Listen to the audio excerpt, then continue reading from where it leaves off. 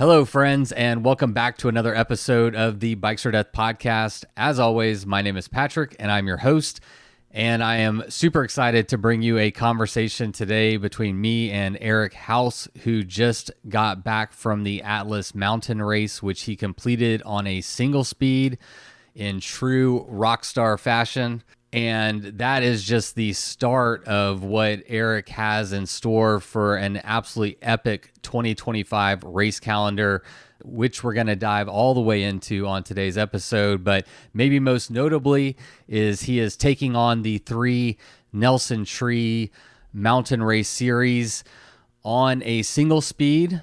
And he's doing quite a few others as well. So we have a lot to talk about in today's episode. And it was an absolute pleasure to get a chance to sit down with Eric. He is just one of the coolest, nicest, most down-to-earth human beings I've ever met. And he also happens to be a pretty darn good bike rider too. So I really hope you enjoy this episode as much as I did. But before we get into it, let us take a moment to thank the people that made today's episode possible, starting with our latest batch of patrons. This week, we'd like to thank Aaron Newberry and Annie Belota, or maybe Belata, for signing up to be sustaining members of the Bikes or Death podcast. We really appreciate your support. And if you would like to support this work, you can find out more over at patreon.com/Bikes or Death. And today's episode is also brought to us ad-free by my friends over at Old Man Mountain. During today's episode, Eric and I are both supported by Old Man Mountain. We end up chatting about them and their products for a little bit. So if you're influenced to buy some Old Man Mountain products for yourself, just remember that we have a coupon code for 10% off. So at checkout, you can use the code Mountain or Death. Again, that code is Mountain or Death to get 10% off, and I will include that in the show notes as well. All right, ching, ching, ching, ching, ching. The bills have been paid, and now it is time to get to my chat with Eric House. Just one quick note, you can watch this entire episode over on our Bikes or Death YouTube channel. Worth mentioning, Eric and I both take off our pants at one point in today's episode, so if there was one to watch, this might be the one. And go easy on me. I am still figuring out this video stuff, but I gave it a shot recording an in-person conversation on video.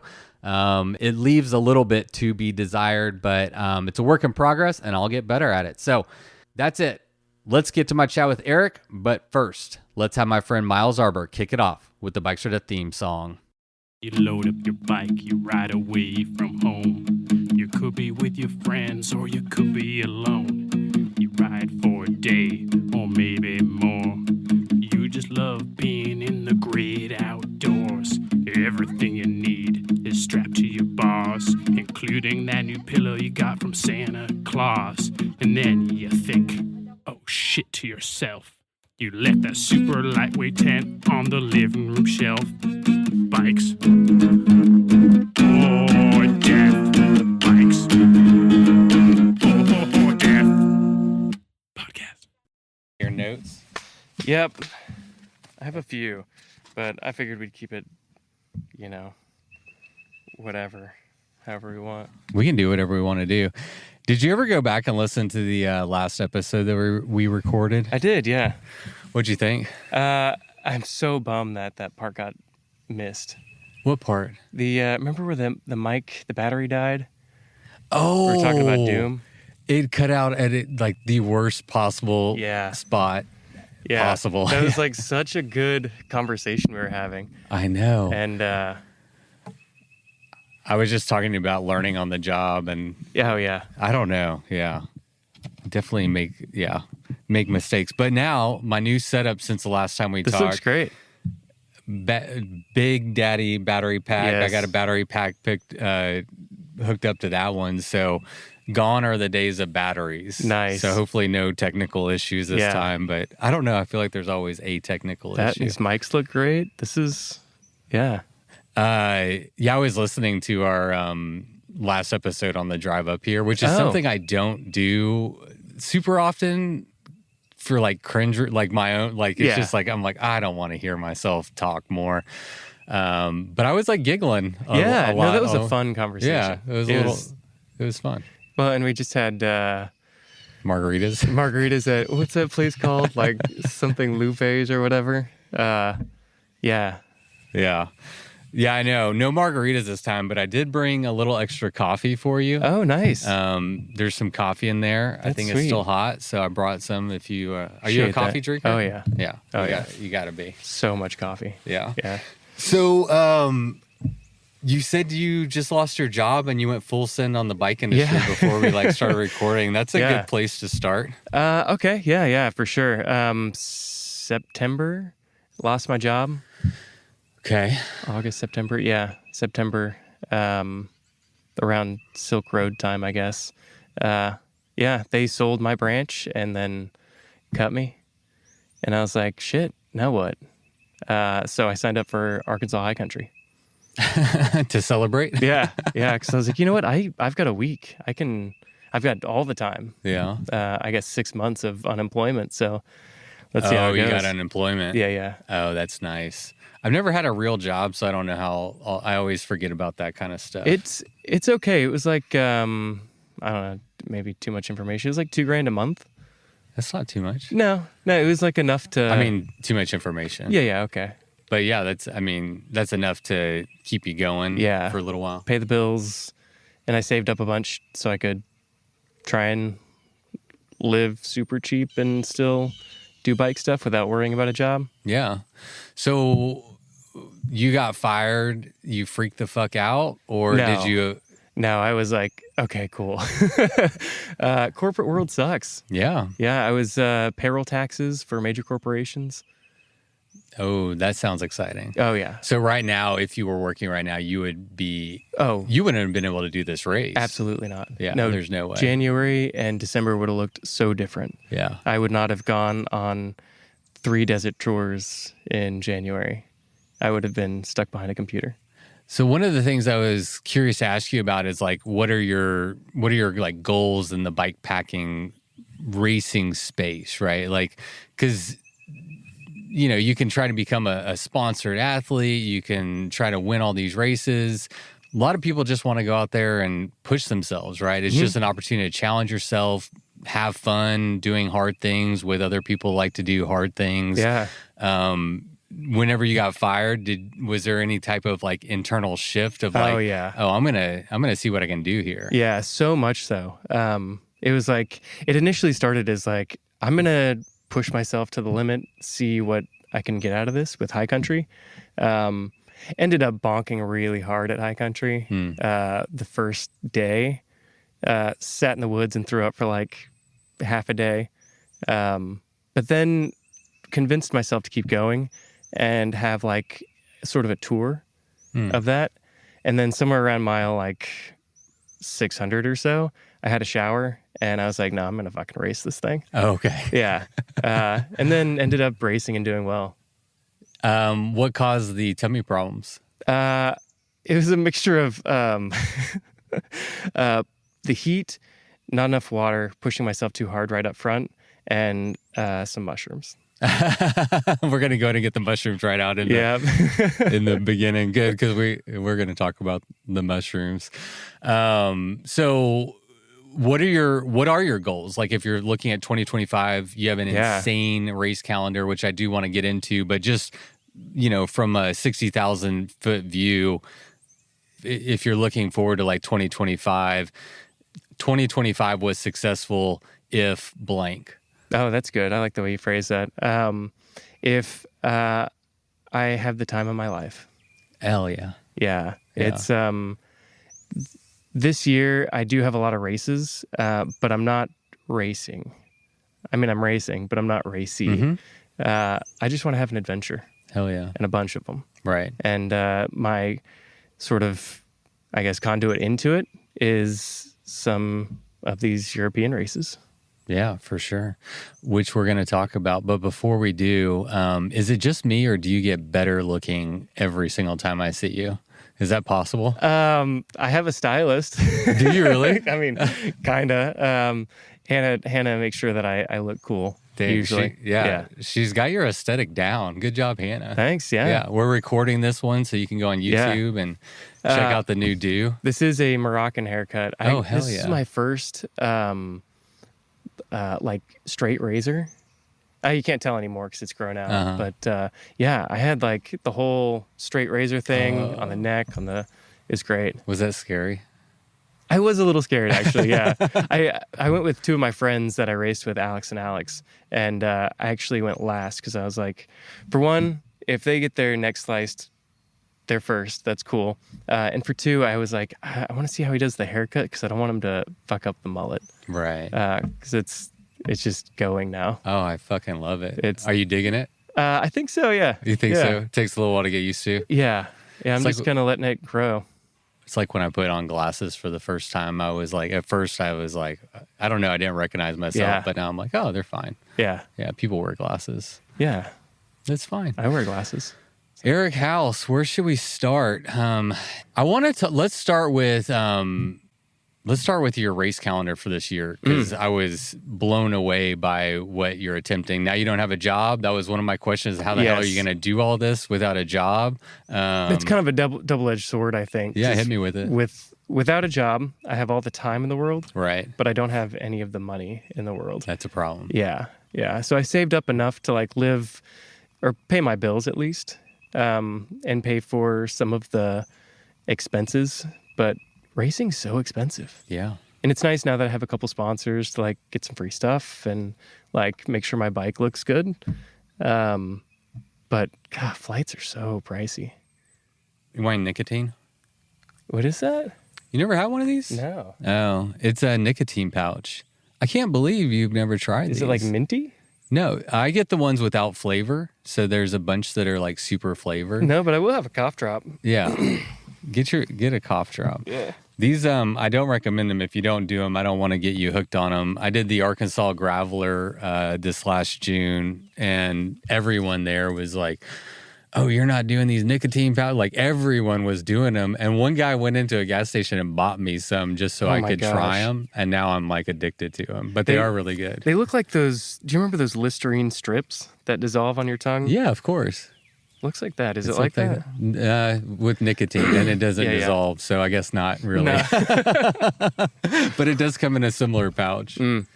I did smoke when I was in Morocco. Oh, you did? Yeah, because they have hash everywhere. So you have to mix hash with tobacco and a spliff. And I got used to smoking tobacco. So coming back, I was like, actually, when I got to France on my way home, I bought a pack of cigarettes because Sofiane, my driver, was like, do you want to smoke? I was like, okay. That's what you do in France. Yeah. Okay, so I got back home and I'm like, yeah, no, I'm going to cut that out again. Yeah, good call. If you're trying to race bikes. Yeah. Yeah, teach their own. I know people who do, man. On the East Texas Showdown, there's always one guy in particular, I won't call him out, but I always see him like taking smoke breaks on the side of the road. Yeah. But yeah. I have to say it helped. During the race, it oddly enough, if you are feeling a little stuck, it really helps like loosen everything up. In what way? Makes you want to poop. Oh, yes, that way. Mm-hmm. Yeah, that helps. I don't typically have that problem, but for those that do. Yeah, I don't either, but it was nice. You smoke one in the morning and you immediately have to poop, so you can get that over with and get back on your bike and go. Yeah, just get it out of the way. Yeah. I remember where I actually wanted to start. We'll get into your race calendar. Okay, yeah. We'll just jump all over the place. Who's in charge here? Yep. I want to hear about your, you got robbed in Morocco. Oh my gosh. I feel like we either have to start with it and end with it, but let's start with it, and then everything else we're going to say is going to be wonderful and amazing about Morocco. Let me preface with, this was the last night that I was there. The 3 weeks that I was there prior, beautiful. Morocco is incredible. The people are amazing. The country is just beautiful. This was just a one-off thing, and it could happen to any tourist. Absolutely. So yeah, it was anywhere in the world. And anywhere in the world. Yeah. The federal agents let me know that, or the military police. Oh, right. So I mean, it is true. I think, like, I don't know. It's something that bothers me is like, we'll talk about our neighbors poorly and be like, oh, it's not safe. It's dangerous. Like, I mean, where we live isn't safe either, you know? So, like, what are we talking about here? Anyway. Yeah. So it's 11 p.m. I'm walking back to, so the way Marrakesh is set up, there's the Medina, which is sort of this fortress walled area, massive with like tight corridors and shops and all that stuff inside of there. So that's where like all the tourists go to have coffee and buy rugs and whatever else. Tattoo shop was not in the Medina, so I left like the safe area, I guess, or the safer. Anyways, walking back down this massive promenade, lights, people out, on my phone because I don't know where I'm going, so I have directions up. And hear a scooter behind me.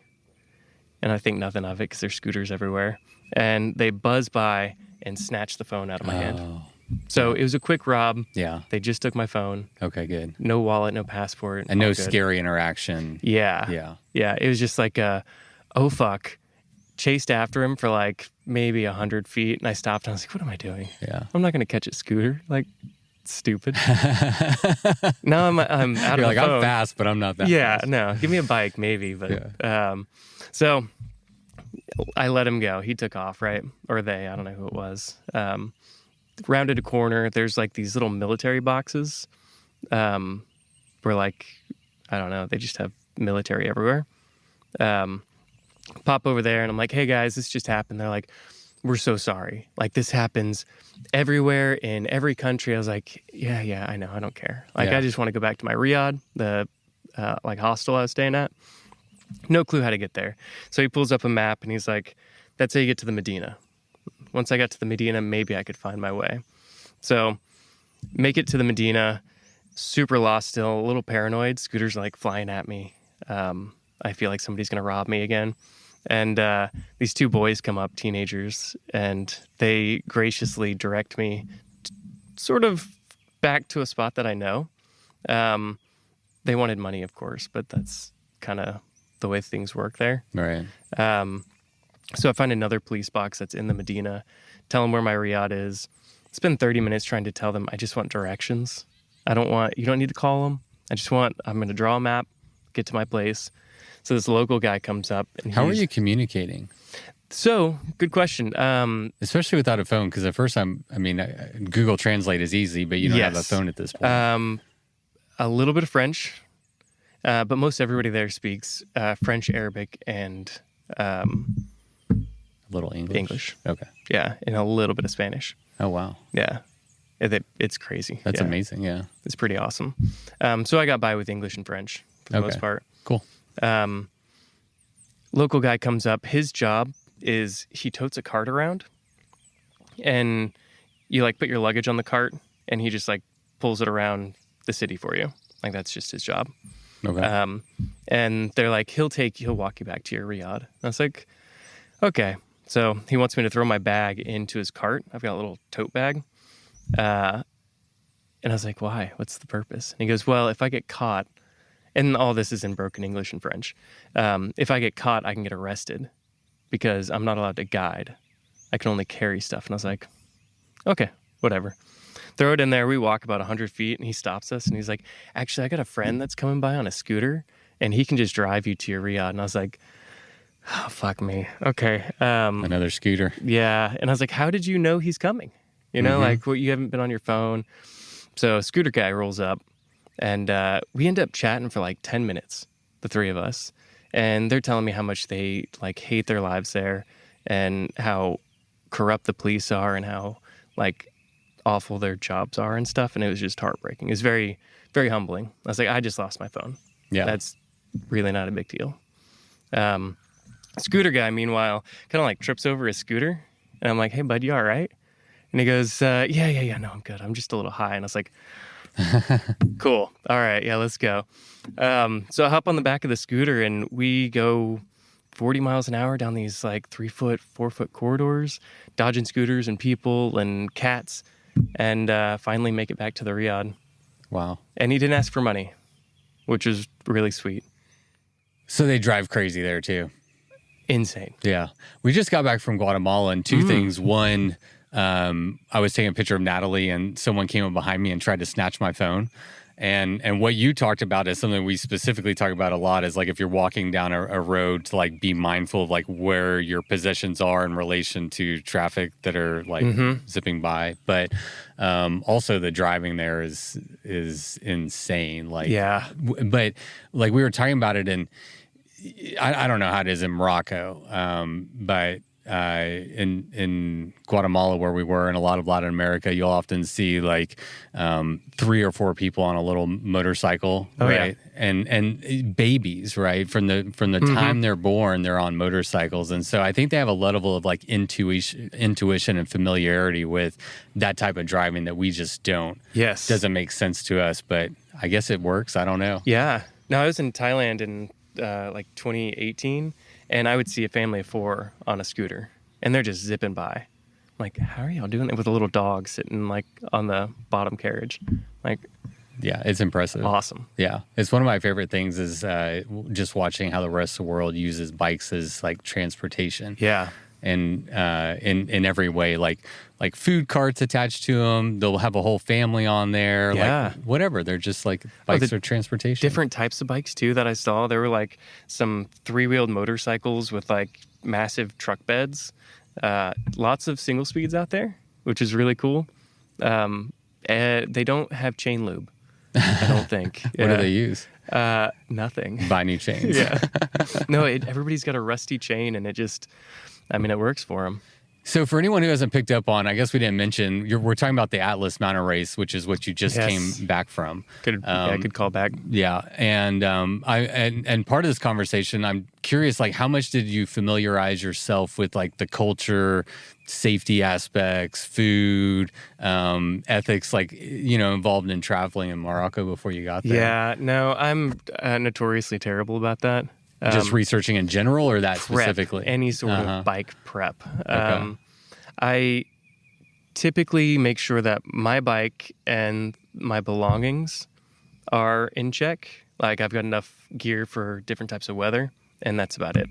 As far as like the length of the race and like what mountains I need to look out for, what mile markers, I typically just kind of go by how I feel at the time. And as far as culture, I do like to look a little bit of culture before, just so I'm not like doing the wrong thing, or talk to people who have been before. Like, one of the interesting things in Morocco is like you don't eat with your left hand. Oh, yeah, that's dirty. It's dirty. Yeah, Right. You wipe your ass with your left hand. Right. I don't, but okay. Yeah. But that's the history behind it. Is you're supposed to wipe with your left and eat with your right. That's Yeah, and then another part of their culture, which I found out on trail, was the generosity of the locals. Like, they always want to gift you something. Like, they're always willing to, like, if they invite you in, they're going to give you a gift. And I Googled it when I was in this specific situation to see if it was customary to give a gift back. In this situation, I did. Oh, okay. But we can talk about that Yeah. as we get through. Yeah, okay, we'll table that, but I am interested in hearing more about it. All right, let's weave our way back to your race calendar for this year. Yeah. So this year is about adventure. It's not about winning. It's about doing cool shit on a single speed in places I've never been before. And so what is your race calendar? So Atlas Mountain just completed. The next 3 races are U.S. So East Texas, which I still need to sign up for. It's all right, it's there. Okay, cool. I got you. Thanks. Stagecoach 400. That's in California. Right. And the Mid-South. Doom? No Doom. Oh, no. Yeah, Stagecoach is the same weekend as Doom. That's the conflict with Stagecoach. Oh, that's a bummer. Yeah, it's huge. Bummer. Especially with the single speed field this year at Doom is like huge. Oh my gosh, I was talking to Alex Kowalski about it, the dude that he and I rode all of Atlas together. And he's like, yeah, there's like 30 or something. It's crazy. Yeah. I love it. Yeah, Andrew posted unofficial largest single speed field in a bikepacking race, which sounds about right. I can't think of another one. Yeah. Okay, so why? I'm just curious. Like, why did you prioritize Stagecoach over? Because I know, like, I was talking to Hannah too, specifically about ETS, and she's like, "Well, it depends on when Stagecoach is." Mm-hmm. So, I've never been to Stagecoach. Like, have you been? Why? Yeah, I have not been. Meg, the woman who puts it on, is super cool. She did Death Valley Volume 1, which was last year, the part of the tour I did in January in Death Valley, California. She couldn't make it out this year, which was super bummer. But yeah, she puts it on, and I've heard it's just incredible, challenging and fun. Get to see a good portion of California. And really, I've never raced in California, so that'll be really interesting. I've spent a lot of time in Arkansas. Yeah. So just a chance to check out something new. Yeah. Okay. So you're gonna do Mid-South again, ETS. Yep. And Stagecoach. Yeah, Mid-South, I haven't signed up. So if anybody has any, like, I just don't know if I will sign up. I might just go and do, like, the single track stuff that's out there. 'Cause there's like 30 mile of single track. At Lake McMurtry. Yeah. Yeah. Yeah, and just enjoy the party and the hangs. That was one of my favorite sections on Mid-South was a single track. Yes. We were so slow that we were doing it at night, which was even better. It was so much fun. Oh, that's so good. But we got there after all the whiskey was already drank, so that was a bummer. Damn. I know. Wow, sorry. Oh, it's okay. Yeah. Well, I know I helped with that, so sorry. Oh, you're Yeah. personally apologizing. Well, fucking damn it, Eric. Yeah. All right, so then what's next? What do you have after that? After that, back overseas in May, I'll be headed to Greece for Hellenic, the second mountain race, which is like 500 miles with like, I don't know, 200,000 feet of elevation. Or so. It's something ridiculous. 550 miles, 91,000 feet of Thank climbing. you. Okay, yeah. So it's like... And for reference, Atlas has 810 miles with 97,000 feet of climbing. So you're getting about the same climbing in 300-ish less miles. Yes. Yeah. It's like double doom. Double doom. Yeah. And I've heard the terrain is pretty mountain bikey, so I'm really stoked about that. Hell yeah. Yeah. I noticed that at least at Atlas, my weaknesses were on the road. Like anytime a flat road came up, I was a turtle. Is that because you're on a single speed or just like mentally you're not engaged? It's mental. Yeah. I think the single speed thing, so Alex and I were geared pretty close, like really, really similarly. That's why we couldn't drop each other throughout the whole race. And we became really good friends, which is cool. Yeah. But on the road, he was just maybe a mile or 2 miles an hour faster than me. With the same ratio is just mental for me. I just can't stand road. Oh, hell yeah. Yeah. But as soon as we hit some downhill with like really chunky, ugly stuff, I'm gone. Yeah, I mean, there's nowhere to hide on the road. Like when things are hard, at least you can like hide in your misery or hope fuck don't fall off the mountain or whatever it is. Like your mind is doing other things other than like just being fully present, which, you know, can be a good thing. Yeah, I think that's mostly it. When I'm zooming downhill, it's like, all right, what rock am I going to hit? Where's my line? Where's the, I find so much joy and fun in it. And in the road, there's just no joy. No joy. Not for me. Yeah. That should be a shirt. It should be. Yeah. I like that. Huh. Road riding, no joy. Yeah. We can collab on that. All right. Let's do it. All right. After Hellenica. Yeah. Hellenic. And then I'm going to be. Is it Hellenic? Hellenic. Yeah. Or okay. I think my spell check fucked me on that one. Anyway. Hellenica. Yeah. I like Hellenica. Hellenic. Yeah. I think you're right. Yeah. You're definitely right. Okay. Whatever. So after that, I'll be in Europe for the next few months. Oh, nice. Nice. Yeah, super nice. Nice. No margaritas this time. Yeah. What's in the coffee? Actually, you mind? Yeah, I'd be sad if you didn't. I would just unscrew it. Unless you want to sip coffee out of a straw. I'm much of a straw coffee guy. Yeah. Oh, lovely. Ooh, what is that? A nice Colombian blend? I'm embarrassed to say it's Starbucks Pike Roast, which I've found to be a good like middle of the range coffee because coffee is expensive, and I I drink an epic shit ton of coffee. So for not financial reasons, I found this to be a pretty good, but I hate that it's Starbucks. Yeah. Don't sponsor me, Starbucks. No, don't even watch this. I get it though. I love shitty coffee. Oh, you do? Yeah. Like Folgers or? Oh yeah, like Folgers, HEB brand, which don't get me wrong, I love HEB, not shitty. Oh yeah, love HEB. But I love instant coffee. I don't know what it is, but I drink instant coffee at home. Who has the best instant coffee in your opinion? HEB, hands down. Really? Yeah. I haven't tried theirs. Yeah. Have you had the Starbucks one? I think I've had the individual packets. Right. The little packets Yeah. that you just pour in. Yeah. I think those are my bad. favorite. Yeah. Again, fuck Starbucks. Wow, but no, you're pushing for that. They're getting my money. They're getting my money. Yeah. Yeah. Wow. I mean, yeah, it is pretty. But maybe I need to try the HEB one. I've steered clear of the HEB because they're always like flavored, and Yeah. I don't like flavored coffee. There's an HEB. I think it's called like Classics. It's in like a glass tub, kind of like this. Okay. The instant stuff, and it's yeah. Interesting. Also, if HEB wanted to sponsor you or me, like Yeah. No. Lots of HEB love around here. Yes. I live off there as a single person and father, and eating is something that we have to do a few times a day, so it's a pain in the ass.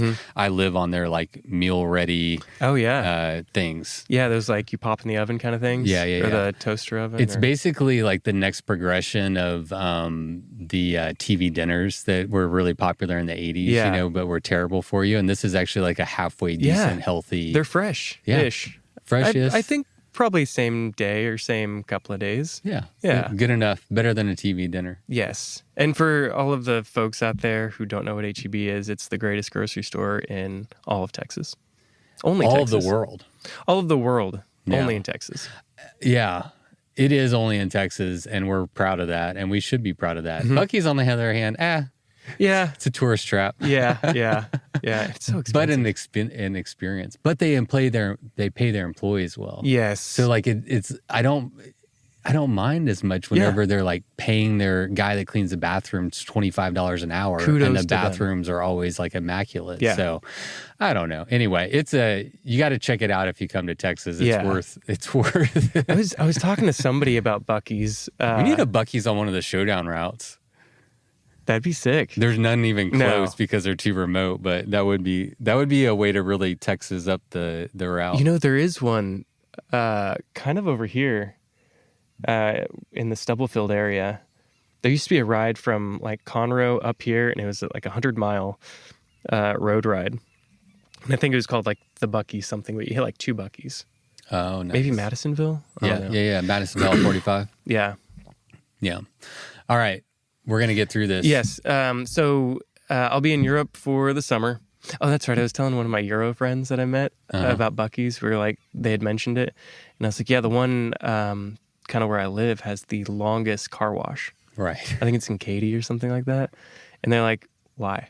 I was like, it's the longest car wash. You just sit in there and like enjoy the suds. Yeah. So weird. Okay. So this summer, Europe, Hellenic, and then Bright Midnight in Norway. Oh. I'm on the wait list. So Justinas. Come on, Ustinus. Yeah. Let's get him in. We'll put in a call. If you're listening, yeah. Yeah. Just see me. I don't know if anybody's doing it single speed, but I'll be there. Right. That's one I really am super interested in. Yeah, come. Yeah. Let's Okay. go. Easy. When is it? When is that one? The July. Yeah. Well, you brought up a really good point about money. It's expensive to like. Yes. Yeah. Because it's the opportunity cost of like putting your life on hold. I don't know. It's so fucking hard. Yeah. Yeah. I just need to get fired from my job so I can. That's what I'm saying. And I need one of those severances. Is that what it's called? A severance? Yeah, I didn't get a severance. Or what is it called? You get like it's a severance or like I guess severance kind of employee. What did they fucking call it? You said it earlier. Did I? Yeah, the $2,000 a month. Oh, that's unemployment. Unemployment. That's through the state. Oh, okay. See. Yeah. Yeah. Never had a real job in my life. Yeah. So unemployment through the state, you have to apply to X amount of jobs per week. And then every 2 weeks, you have to request funds from the state government. Is that a big pain in the butt? Yeah. I mean, if you It's forget, easier than having a job. it's much easier than having a job. Yeah. Yeah. And you pay into, or your company pays into it. So it's not like you're freeloading or anything like that. It's like insurance, Right. technically. Okay. Yeah. So Yeah, it's taken out of your payroll check every single month. Yeah, so I've heard of this. Yeah, it's the company that pays for it, but they reduce your salary to, compensate themselves or cover that. Right. So you're paying for it. Essentially, yep. Yeah. All right. So you're going to stay in Europe. Yeah, staying in Europe. Going to do bright midnight, assuming I can get in. And it just made sense to me to stay because the flight over there is going to be expensive. The flight back is going to be expensive. And I got nothing going on. So I might as well go to Europe. And I've never been. So it'll be a cool experience. Yeah. And now I've got a lot of Euro friends after Atlas. So I was going to ask is where you're going to stay that whole time? I've got a lot of cool people all around Europe now. So France, Switzerland, Copenhagen, Sweden, maybe Germany, definitely. And during that time, are you going to just tour around in between races? Yep. Yeah. Just tour, hang out with friends, go see things, enjoy Europe. Yeah. Europe to me always seemed like the retirement destination, like I always wanted to see other parts of the world before while I'm young and mobile. But after talking to folks, they're like, no, Europe's like cool. You can do a lot of fun things there. It's way up on my list. I'm excited to check out the culture. Because I feel like they get, especially like the cycling culture in particular, they're getting a lot more right than we are. And I think it would be really interesting to just spend time in a place where they're getting it more right than they're getting it wrong. Yeah. Bikes are definitely a higher priority than cars. So it seems. Do you close your year out with Silk Road? Technically, yes. But that's just because I haven't thought past Silk Road. I kind of like planned all of this and then stopped at Silk Road because it was like the last of the 3 mountain races, or the 3 current mountain races. There's a 4th one coming next year, maybe. Oh, okay. Super exciting. Do you have any details on that? Turkey. Okay. Yeah. Also gonna go. We're not gonna be able to call it. The Mountain Triple Crown, or I call it the Trees Triple Crown. Mm-hmm. He's throwing that off. I don't know, maybe like the something the with quad crown in there. Yeah, quad crown, I guess. Okay. Yeah. Let's throw a West Texas Showdown on your calendar. When is it? Second week of November. Let me get the actual dates. Okay. Yeah. Because I make mistakes, Eric. We all do. It's life, especially with maps and stuff. Dyslexia is a real thing. Oh. Yeah, so the third week, November 13th through the 16th. So close out the year with that. We wanted to do it on November 6th, but Monumental Loop, Danger Bird is going on. Oh. They're switching from October to November. So okay. Anyway. Danger Bird, that'd be a fun one. 450 miles of some of the best desert riding. I don't know, man. I don't want to say the world, but it's really fucking good. You just got back from there. Yeah, I was just there. I actually was 3 deserts in a month. And West Texas, Big Bend is incredible. Have you ridden out there before? Or was that your first time? Yeah, no, we did a trip last year with same group of friends, except a larger group last time.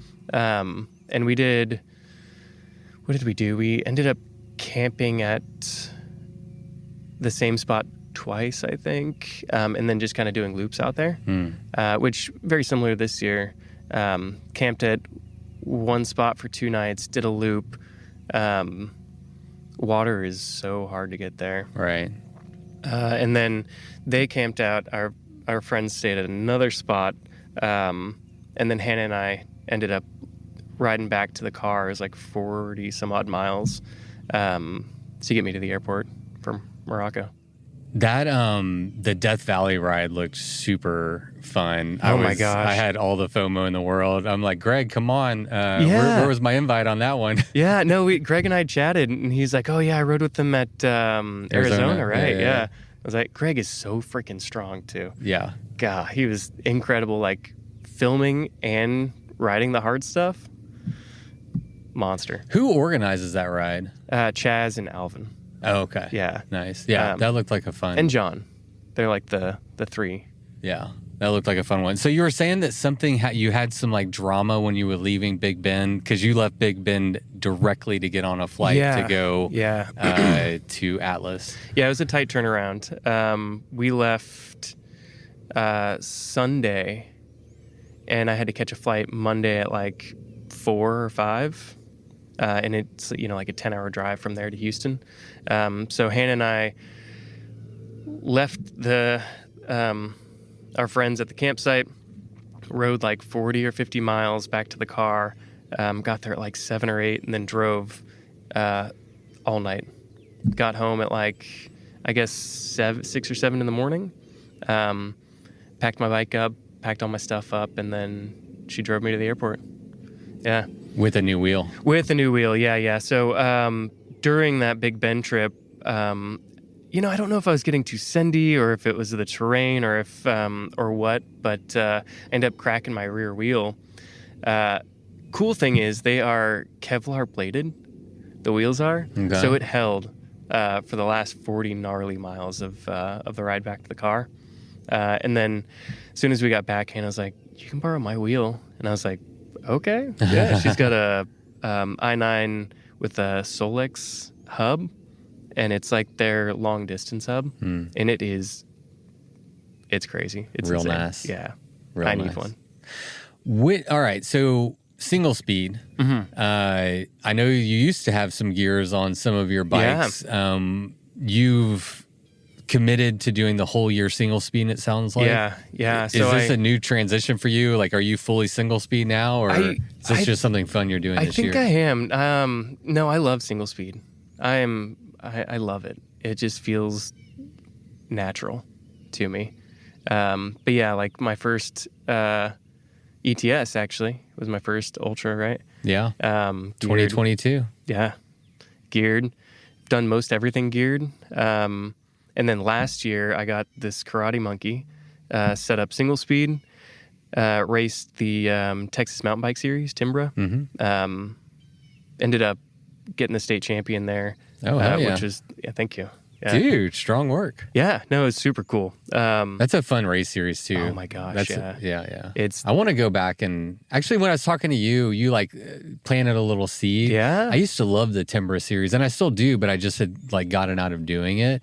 But I was talking to you, I'm like, I don't know. When I walked away, I was like, I should start signing up for those races again. Just do one. Like, just I don't have to do the whole series. Yeah, just to peek into it. Yeah. Because it's like high intensity for an hour and 15, hour and 30, through some like really cool Texas single track, which we do have that here. Yeah. And then if you can do it single speed, like it just rips. Yeah. All right. So yeah, after that, I was like, I can do stuff. I'm going to commit. And then, losing the job thing kind of helped, exacerbate all this stuff. Yeah, now you can't afford gears. Exactly, yeah. You can't afford derail your hangers. So Come on. expensive, yeah. So I committed to doing high country single speed and absolutely loved it. Yeah. Can you point your finger to what it is that you do love about single speed? This was such a reoccurring question at Atlas. Like, why? What do you like about it? Why are you doing it? Really? Yeah. I would assume in that context, people would be like, just like high fives or whatever. But it's a Euro race. Euros don't understand single speed. Yeah. Like, I look at Honorma and he's got 30 plus single speeders. And Alex and I were the only two. And of course he's Venezuelan, but American. Yeah. What do I like? I love the simplicity, I think, is kind of foremost. You don't have to think about anything. Right. All you have to do is prepare, and then you're just in it. Whatever you've prepared for, that's how you're going to do. So looking at climbs, looking at, elevation profiles and stuff like that to kind of gauge where you need to be, or looking at other single speeders who have done it in the past. So like for Atlas, I think there was one attempt, but they didn't finish. Don't quote me on that, but I think that's the case. And so I was just kind of looking at the profile, like I think a 32:18, like a 1.7 would be pretty decent for it. So that part's kind of fun. Were y'all the first to ever complete this race on single speed? I knew you were only the first ever. First ever, yeah. Interesting. Yeah, so I was curious about that, and I guess now I know my answer. If anyone has ever done all 3 of his mountain races on single speed, and the answer is no. So you could become the first. Could.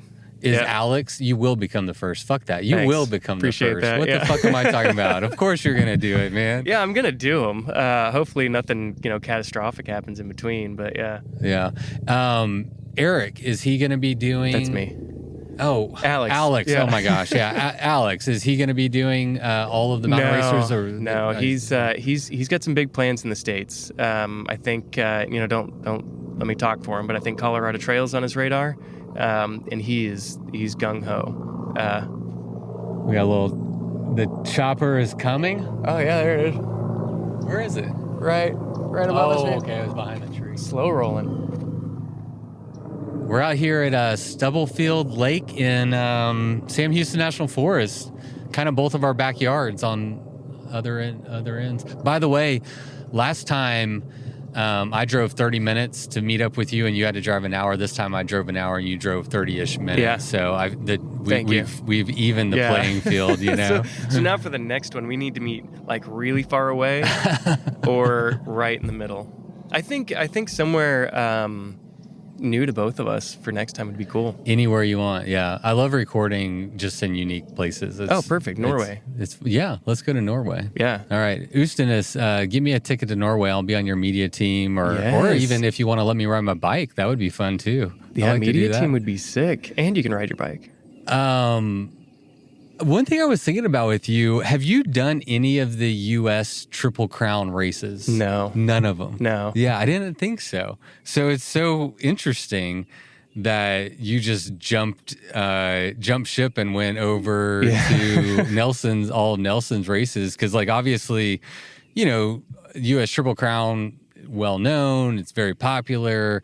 But you also have accessibility, less time away from home, more familiar with the culture, all that kind of stuff.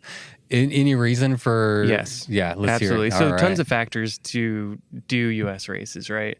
They're right here. I'm familiar. But I don't know when I'm going to have this time again.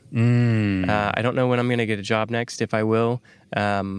This is kind of a sweet spot for me. I've never been unemployed before since I was like 15. Right. So I'm trying to take full advantage of it with all of the things that I've set up for myself and the privileges that I have.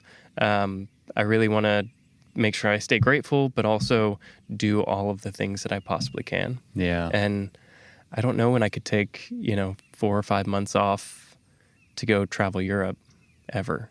Yeah, what a gift. Yeah. And good on you for like taking advantage of it. Yeah. Yeah. Yeah, I feel so honored and privileged to be able to do this. Yeah, that's fun. It's crazy. I never considered this life for me. Over the last couple of years, my life has like dramatically changed. And I'm trying to take full advantage of that. When you say dramatically changed, can we dig into that a little bit more? Yeah. Is it bikepacking related or just your whole life? Whole life, yeah. Yeah, so, without going into too much detail, I was separated and divorced in 23. That's the number I had in my head. Yeah. We separated in 22 and then finalized divorce in 23, which, changed my life completely. Because, you're with someone, we were together for 11 years. And now I'm me again, I'm me by myself, whatever that means. So figuring out who that was, what I wanted him to look like, and where he wanted to take his life. You're It was speaking to me right now. yeah, it was quite a journey. It still is. I mean, I'm still figuring things out. Yeah, I relate to you so strongly. I remember writing down a list of like, one, I came to the realization that I poured so much into that relationship and marriage that I lost sight of like who I was and what I want out of life. And, 7 years later, I like had to write down on a piece of paper. It's like, okay, what do I like? And then how am I going to find that version of myself that I'm looking for? Yeah. And so. Yeah, but it's a gift if you look at it in the right way. It's like, I get to choose. Like I'm living my life for me, and I need to pursue the things that bring me happiness, right? Yeah. Which is what we're all, I think, trying to figure out. Truly, yeah, and it took me a little bit of time to figure that part out. I guess in the grand scheme of things, it didn't take too long. The first couple of months after the separation, I took a hard, deep look at myself, and I was like, okay. Who are you? Because you don't know who you are right now. Still good? Oh, yeah. All right. PTSD. Yeah, no, I feel like I do that constantly, though. Yeah, anyway. Yeah, who are you right now? And I honestly didn't really know. And that was tough. Yeah. That was a hard realization. And through the friendships I've made, through bikes, through, my family, I've realized that I just needed to get up and do something. So I just dove into bikes more. I guess I was already into bikes, but more so into like the ultra adventure kind of thing. It was quite a transition. Also, like living by yourself after living with somebody for so long is so many style changes that you have to make. But all in all, the person I am on this day today, I love him so much more than that guy at the end of 2022. Yeah. It's absurd. That's wonderful. Yeah. Well, I'm happy for you, man. Thanks. Yeah. Yeah. Life is hard and messy. And it's an ever revolving puzzle of trying to keep getting it right. Yeah. Yeah. I wanted to ask you, we're talking about not having a job and going kind of full send on bike pack racing. I'm curious what kind of support you've gotten so far. Yeah. And in particular, I was curious, Old Man Mountain sponsors this podcast. They're great friends. I love everyone over at Old Man Mountain. I think they're a really great company, but you are on their experimental bike pack team, which is a new thing for 2025. So what is the experimental bike pack? Oh my gosh, that was massive. So I applied in like November, just before my Australia trip. And I was like, a friend of mine messaged me, Chris, and he was like, hey, you should do this. And I was like, I don't know. I guess it wouldn't hurt to apply and just see how it goes. And then I think January, I got the, hey, you're on the team thing. And I was like, oh shit, what does this mean? What did I sign myself up for? I had no clue. I didn't do a lot of really research into it. I knew I liked Old Man Mountain. I ran their racks for high country and for I saw you on Doom. I know this last year you were running it. Yeah, I had it for Doom. Although Doom was a short race for me. Oh yeah, because I wheel problems. Cracked right? a wheel. Yeah. Yeah. Fucking. Yeah, man. I've cracked 3 carbon wheels in a year. Yeah, it's wild. Yeah. I think I just go too hard sometimes. PSI? Because you're not a big dude. No, yeah, I'm not. I mean, my bike's heavy, but I don't think that has anything to do with it. PSI, maybe. I think I just get rowdy. Yeah. Like the beginning of Doom was so rowdy, and I was loving every second of it. And I should have realized, this is a 400+ mile race. Dial it back. I did that for Atlas. I was like, you have so much more mileage. Just like pump the brakes a little bit. Yeah. It's okay. Not Old Man Mountain's fault. No, not at all. Just getting too rowdy. Yeah. I got on the team, and what that means is, I get to run their stuff, which is super cool. I get to try out new stuff that's not quite out yet, to see if I can break it. Because if anybody has met me, I'm really good at breaking stuff. So that's fun.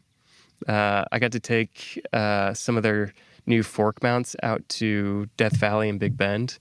The axle pack? Yeah. Yeah, I love that. Oh, dude. Not to like do the whole brand thing, but they are sick. No, let's do the brand thing. Yeah. Eric will appreciate it. Yeah. No, they are phenomenal. Don't lie. Yeah. But yeah. So the axle pack is sick. So unfortunately with my Karate Monkey, there's not an axle pack for the rear. Okay. So I have to, not unfortunately, it's fine. I have to go directly into the frame mounts. You can see it kind of like here. Yeah. And instead of like directly into the axle. Okay. But I figured out a way to get some like major stability in that. Those nylon nuts are supreme. You can get them at Home Depot or Lowe's or whatever. All right. But they like really lock the rack in. Anyways, back to those the axle pack. For Death Valley, we had to carry, is suggested 10 liters of water. Yeah. So you think we've done the math 1,000 times.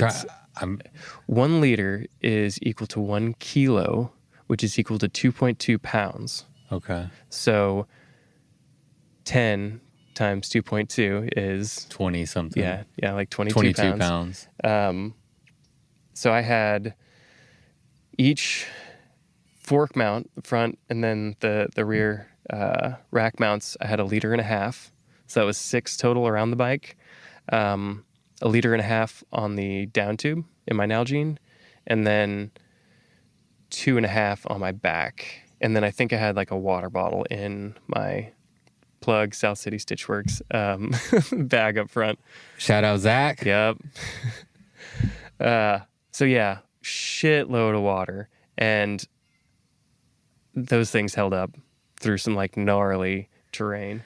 Yeah, I mean, I took Old Man Mountain, their rack and the axle mount on our axle pack on AZT. Yeah. And I mean, I got so fucking rowdy, and I was like, I mean, either I'm gonna break, the bike's gonna break, but nothing broke. Everything, I was like, I couldn't believe it. I didn't have any shift or anything, right. And I was kind of worried about the rear, just having all that extra weight, Mm-hmm. an extra like I guess 5 pounds or whatever water on there. No issues.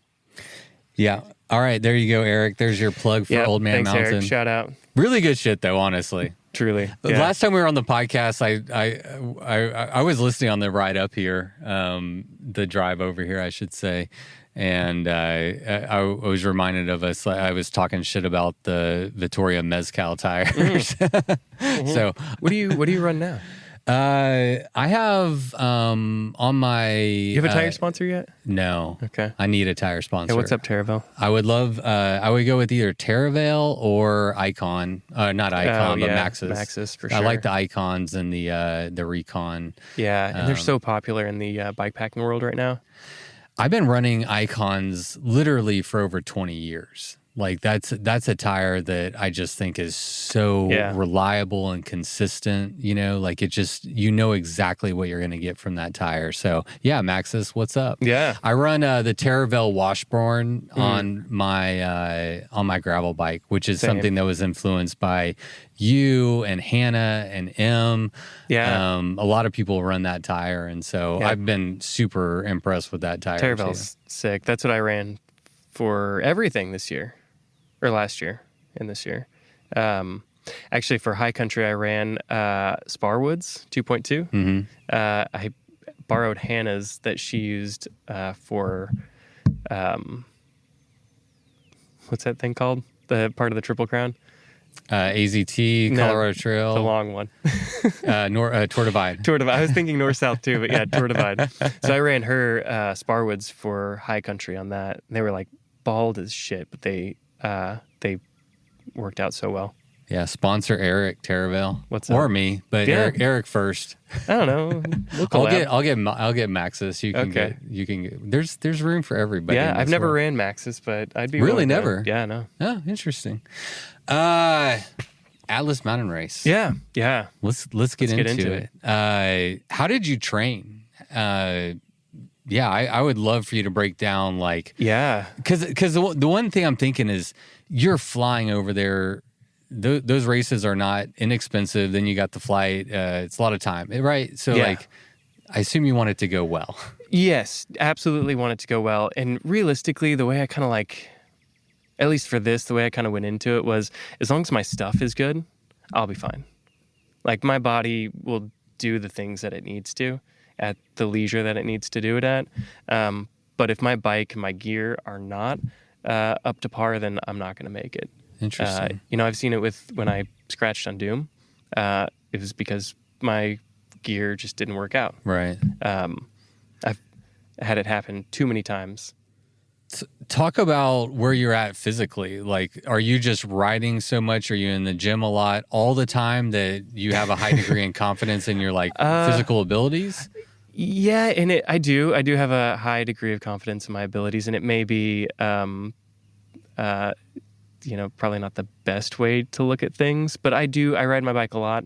I try to go to the gym whenever I go to Austin, which I'm in Austin quite a bit now. There's a gym called The Whip that Hannah is that she teaches at. Oh, super cycling cool. or no, it's kind of like lifting and like I don't know. It's a muscle gym. Oh, wow. Yeah, muscle and hustle. I think. Fuck yeah. Yeah, super sick. Oh, that's rowdy. I love that. Yeah. Bean. Russell from Cycle East? Oh, Pick-a-Vance. Yeah. Bean, his partner. Oh, yes. Is there, yeah. Yeah. Okay. So I go with Hannah whenever I'm there. So that's kind of my like muscle workout, which isn't very intensive. But I mean, it's intensive when I'm there, but I don't like do anything outside of that. Really? Yeah, I need to. I should. So how are you training? I run all the time. Where do you run? I run with a group called Foss in Conroe a lot. They run Thursdays and Saturdays, and it's usually like 5 or 10K. There's a couple of runs like Goose's Acre in the Woodlands and stuff. But realistically, I do a lot of running by myself. What kind of, like trail running or just on the road? Trail, road, whatever. Yeah, if I can just put some shoes on and go. It's just, to me, it translates to single speed really well. More so than I think geared, because you just have one speed. You're not, if you stop, you're stopped. You can't do anything else. Yeah. And I can kind of push myself as much as I want to. And then as far as distance goes, like I try and get like more than 10K in a run. Yeah. Okay. Yeah. But it really strengthens like certain parts of my legs that I feel like when I'm standing up on the single speed really help. Oh, yeah. Yeah. I mean, I think cross training for bikes, the best thing is riding bikes and running are probably the best things. And then supplementing with weight training, maybe, but I have no idea what I'm talking about. That's just what makes sense in my brain, especially if you're in single speed and there's going to be some hike-a-biking. Yes. Having those That's developed where the muscles. weight training comes in when you have to hike a bike. Because pushing. Yeah, Hannah and I went to Australia and did a little tour, like a 350-mile thing. And we had a lot of river crossings. And I felt so weak because I had to like throw my bike on my back or carry it across these rivers. And I'm just like, I'm such a little baby about it. And I see her just like throwing hers on and she like runs across the river. I'm like, oh, God, I need to do more muscle stuff. Yeah, that's where the weight training comes in. Yeah, truly. Yeah. Yeah, I love the gym. I absolutely love going in the gym. I wish I did. Oh, you don't enjoy it? No, I love the whip. Like the organization and like having somebody tell me that I'm not doing something correctly. I love that. Like, oh, interesting. Yeah, like if I'm not carrying the thing or have it hoisted on my back properly, like I want somebody to be like, that's wrong. You're going to hurt yourself. Do it this way. Otherwise, I'm just going to do it wrong and hurt myself. Yeah, I get hurt a lot, but I think that's just because I'm 45 now. Yeah, that doesn't help, right? Yeah, it really doesn't. It's the thing that has cued me into the fact that I'm getting older is how easily I get injured. Yeah. And how long it takes to recover. The recovery part. Yeah. It's the worst. Like being injured, I think, is one of the worst possible things for people who want to be active, right? Yeah. Like whenever your body, when you can, it's not a physical limitation, but you have some weird injury that's like, no, you're not doing that today. You're like, I don't know, for me, it like really bums me out. Yeah. So I've had to learn with my gym training in particular to just start so light, like if you're doing arm curls, like 20 pounds, like no weight at all. You gotta, like, I've had to check my ego at the door and be like, cause you go into a gym with all these like buff fit people and you're doing like 20-pound arm curls, like, I don't know, ego, right? Yeah. It's like, you want to be in there, repping some big weight, but I've just had to check that and realize, like, in the long run, it's better to like start slow. And build up to it. Yeah, unless you have somebody who's like really guiding you, and then you can do those big weights properly. I think that's kind of like the experience I've had. I've never done one of those group classes, but maybe I'll come check out one of Hannah's in Austin sometime. Dude, check out the whip. She's gonna kick my ass, isn't she? Yes, 100%. Yes. Oh, she's so tough. Yeah, dude. What? Oh, I was gonna ask you about your bike riding. So just give us an idea of like how much are you riding your bike? Like, give people an idea of. Man, it honestly right now it kind of varies, just because I am like so kind of transient. Because like without a job, I don't really need to stay home too much. So when I'm here, I try and do some group rides. They're all road stuff. So I'll do it on my gravel bike, my Steel Cosmic with 47s. Oh, nice. Just for like resistance and, I feel fast on that thing anyways, so it's nice. When I'm in Austin, that's the only method of getting around is by bike. So so much commuting. But yeah, really aside from that, I don't ride my bike probably as much as I should. Really? Yeah. Do you just plan a lot of trips? Yes. Yeah. The last, I don't know, 8 months, really the last maybe year and a half, I have done so many tours, and it's kind of an interesting thing. So I had a lot of reflection on it in Atlas or after Atlas. It's like, I love the racing aspect. Like, I love the Timber series because it's super fast. I liked High Country and Doom in North-South Colorado because it's like you're doing these long things, but it's still at a high intensity because you know that you're kind of racing other people. But in a race like Atlas, where I know I'm not going to get first, and there's no single speed category, so there's no like thought of competition, I guess there. Like, I'm not going to beat Alex McCormick, a single speed geared e-bike, whatever. He's just way too fast. That's the guy who won this year. Or like Megan Hakkinen, like, I'm never going to be that fast, gears or not. Yeah. So it kind of changed my perspective into this, touring is fun. Touring is the adventure. Yeah. That's part of it. So I did like tour in New Mexico, Michigan, recently went to Australia, and it's definitely helped shift my perspective in bikepacking into something that's maybe less toxic or less like race oriented and more, what can you get out of this? How can you grow as a person? What kind of adventure are you seeking? Yeah, that certainly appeals to me. I'm wondering, do you find, like, when you are racing, do you find that you miss some of that personal fulfillment that you would get on like a tour? Yeah, absolutely. Yeah, I feel like, and again, I'm not fast. Like, it's just the truth of it. State champion, Timber, like, single speed. I mean, but I'm not like stopping to, meet with the locals on those. Yeah. But I like High Country is a good example because I did the single track option, which added another like 69 miles of single track or something. Lindsay Shepard, shout out. She's the one that I think initially kind of started that thing. Oh, she did? Yeah. Oh, yeah. Nice. And encouraged me to do it this year or last year. That and Randy Wendell. All single speeders, right? Yeah, yeah. Yeah. Oh, yeah. All of y'all getting rowdy out there. Yeah. Oh, but like I tried to burn through that as quickly as possible. And although I made a great time and, did really well in that race, I kind of regret not like checking out the Womble a little more, splashing in the water. Same with Doom. The first year I did it, I tried to burn through that thing, and there were so many spots where I wanted to like stop and swim or like climb a tree, but I was just in that race mentality and didn't. So how do you break that down for yourself personally? Like if you know that you're like missing out, do you just have a mind shift like, nope, this time I'm gonna race, but I'll have a tour in my future and just try to find Yeah. that balance? Yeah, that's I think Atlas was kind of a good kind of caveat into that.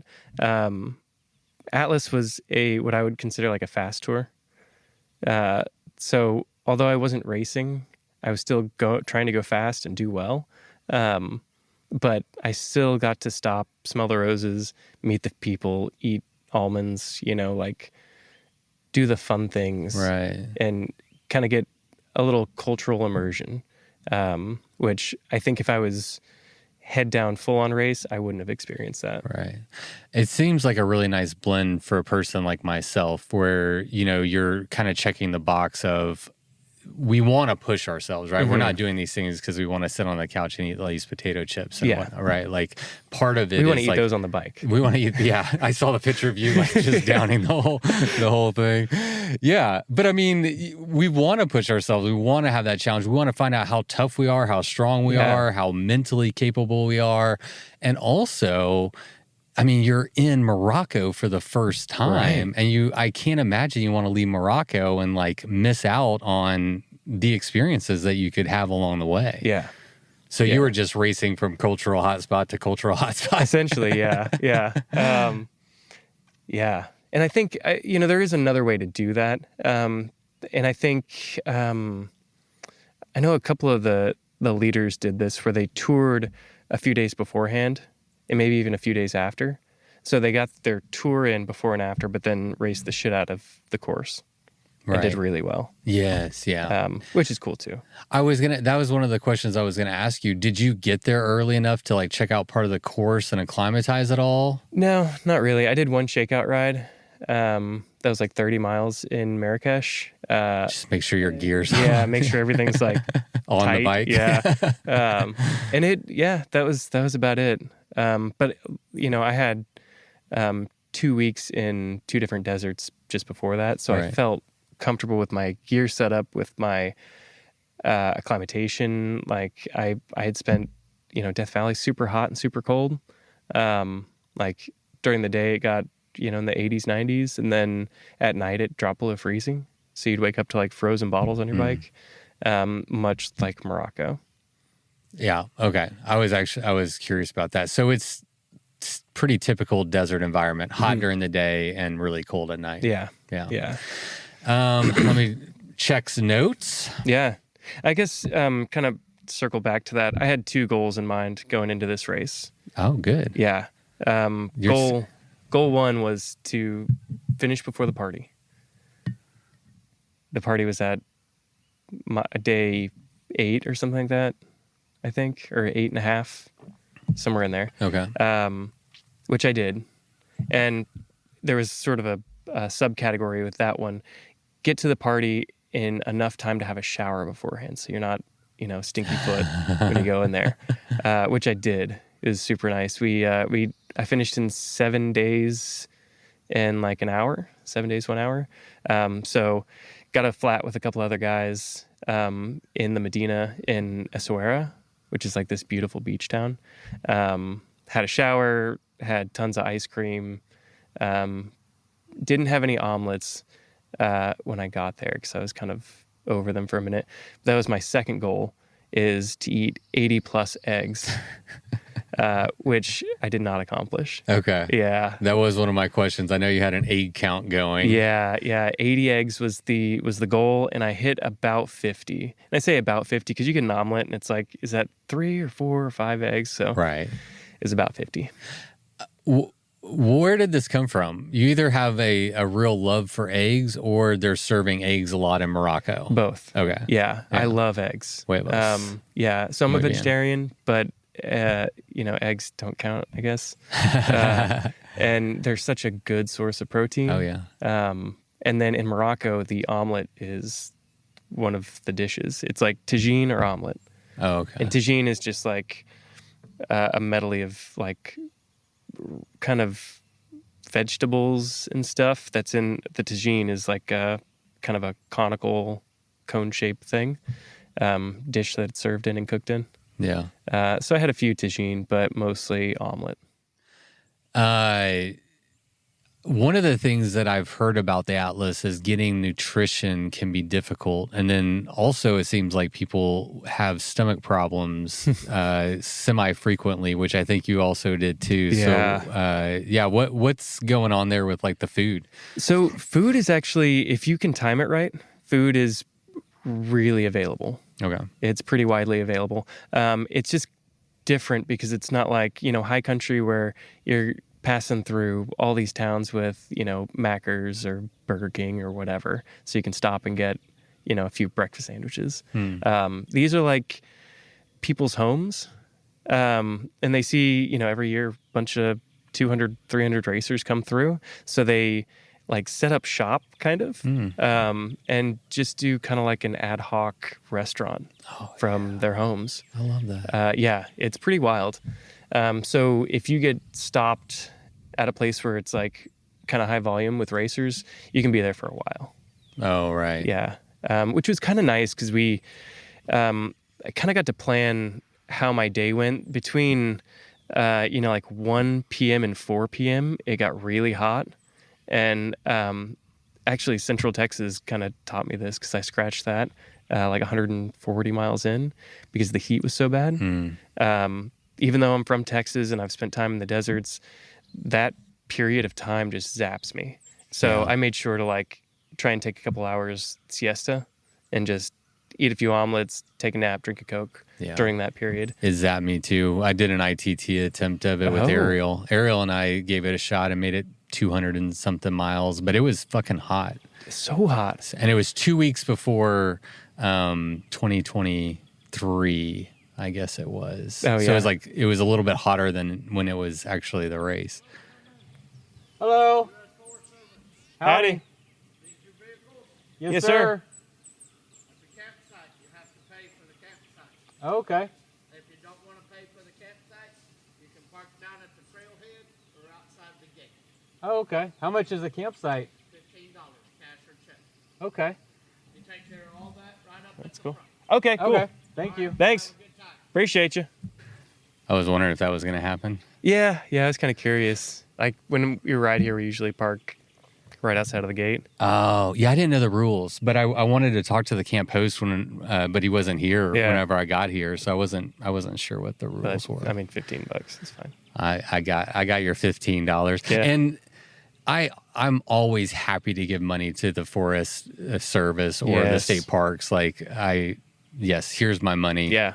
Please and thank you. Yeah. So, well, he was nice enough. Yeah, no, it was really nice. What were you talking about? Shit.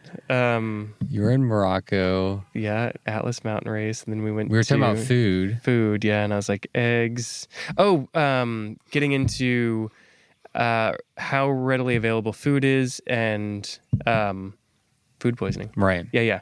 So food is, I'd say, abundant, and like snacks and chips and cookies and biscuits and all that stuff, you can get pretty easily. I never went hungry, and my frame bag was always full of snacks.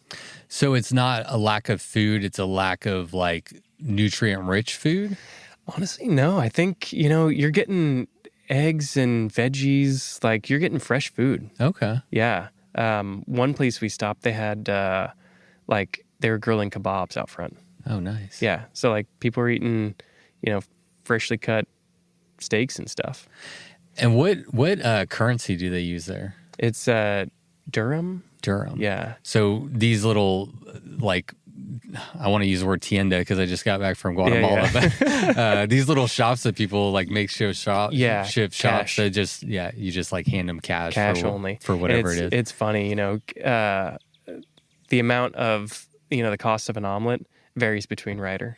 Right. Okay. Okay. Just whatever they're feeling that day, or like, oh shit, we just got 10 omelet orders. Yeah, the price of omelets is now going up. Does the price go up or down if you have a mullet? If you're in the market, I think it goes down. Yeah. I had a lot of people that were like, Texas? And I was No way. Yeah. They pegged you? It was wild, yeah. Whoa. Yeah. I guess it's just the mullet. I think so, yeah. Yeah. I mean, I got, I did get some like Euro stuff, like, what are you, from Belgium or from the UK or Australia even? Yeah. But yeah, quite a few people are like Texas. Before or after they heard you speak? Before. Yeah, Yeah. weird. Okay. There's this one guy. You're putting out big Texas energy. I think so, yeah. All and right. I had my like Your handkerchief? Yeah, my hanky around my neck. And then the mullet was just flowing, I guess. But there was this one guy at the Medina in Marrakesh. He was selling like tortoises and birds. It was weird. I wasn't a huge fan. He had all these little tortoises in a tiny cage. But I was walking by and he goes, hey, you, come here. And I stopped and I was like, yeah, what's up? He goes, I can tell you where you're from. And I was like, yeah, okay. And he goes, Texas. No fucking way. Yeah, so weird. Is there anything on your bike or something that we're missing? And I didn't even have my bike. What the? Yeah, I was just wearing Just big clothes. Texas energy. Yeah. Interesting. Yeah. All right. So food, food, snacks, all that stuff. There's, sodas and Cokes and everything else all around. And it's all nutrient rich. I think it's a lot about timing. If anybody says that they weren't able to, they probably just weren't timing things properly. Okay. Or timing wasn't working out for them. And that's just like anywhere. You do ETS and you want to hit a gas station, but it's closed. Right. Unless it's Kim's. Like, it's going to suck and you're not going to have that much food. I got super fortunate and hit a lot of food spots. Also, there were, I think, 3 instances where locals knew that the race was coming through their area and they would set up coffee stations. So, like, climb this massive road hill, kind of on a highway looking thing. And at the top of the highway was this truck with a beautiful espresso machine on the back of it. Oh, nice. And like tons of snacks out in the front. And he was like, yeah, we're just here because you guys are here. And I was like, espresso, biscuits. Yes, let's go. I fucking love that. That's one of my favorite things about like hosting the Showdown series is when the community surrounding the event or like on the route gets organically involved, Yes. and we've seen that every year. Like this year, Salmon Lake, they're like stepping up and they're like going to provide food and Nice. like a place for y'all to stay, electricity and showers. They're just like, hey, we want to support what you guys are doing. So That's so good. it's one of my favorite things about it. I have 2 questions for you. I wanted to follow up and ask about the gifts. Maybe we'll come back to that, but don't let Okay. me forget. Yeah. Let's touch on your food poisoning or Yeah. whatever went on with your tummy. Yeah. Tummy issues. So I don't get tummy issues. So this was kind of a surprise for me. I usually have a pretty iron stomach. So it was CP3, which is mile like 550-ish. Got there super early in the morning. Alex and I made a huge push that night to get there because we knew it was like kind of a sanctuary. It was a hotel. So they had bed, shower, restaurant, all that. We get in at 6. I have first breakfast, which is like I had a giant bowl of pasta, like 4 cheese pasta. I had a half a pizza. I had an ice cream and like tons of liquids. Got a room, had a shower, went to sleep, woke up sometime, I guess like maybe 11 in the afternoon or so, had second breakfast. That was like crepes, omelet, coffee, more beverages. Tried to go back to sleep, ended up just like resting in bed for a while because I just wasn't super tired. And then had lunch at that point. I think I had tagine for lunch because they didn't have omelets. And then I got some veggie tacos to go. So their veggie tacos are kind of like a panini kind of thing. So it's like very contained, had it in a little bag, stuffed it in my bag. And I had been taking like omelet sandwiches with me throughout the whole way. Like anytime I'd get an omelet, I'd get 2, stuff one in like kind of a pita style bread and have it for a snack later. So get this taco and let me see my notes. I can't remember how far we went. Are these notes from while you were on the race? No. You took them after? Yeah, I took them Okay. after, and I looked at it because I'm so bad about that. I looked at the route and I was like, okay, yeah, like how many miles was it from, like Afra to Tasnat or whatever. So after CP3, we went about 70 miles and bivvied in this like stairwell across the street from a gas station. We had a door. It was like high walls, open ceiling. So it was kind of like super tight, but comfortable. And got into my bivvy, grabbed my taco, and I ate about half of it. 'Cause like you want to eat before you go to bed so that your body can process all that protein and whatever else.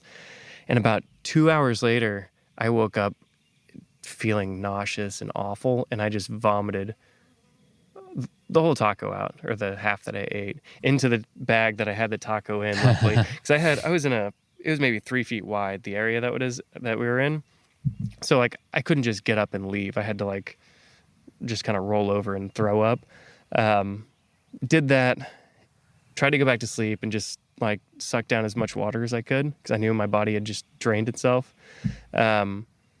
Woke up a few hours later just feeling like absolute shit because I was dehydrated. Right. So rode, I don't know how many, a few miles, I don't know, 20, 30 miles to the next town and had breakfast. I couldn't eat anything because I felt so nauseous. So I had a coffee or a cappuccino, a chocolate milk, a liter and a half of Coke, some bread, like a half of a pita of bread, and this stuff called amlou. It's like almond butter, honey, and argan oil mixed together. So it's like kind of runny almond oil or almond butter. Scarf that down. Felt okay. And then we rode for maybe like 3 or 4 hours after that, did some big climbs, and it's starting to get hot. Pulled over to put some sunscreen on. And I just kind of like sat down on a rock, and Alex is like across from me putting sunscreen on.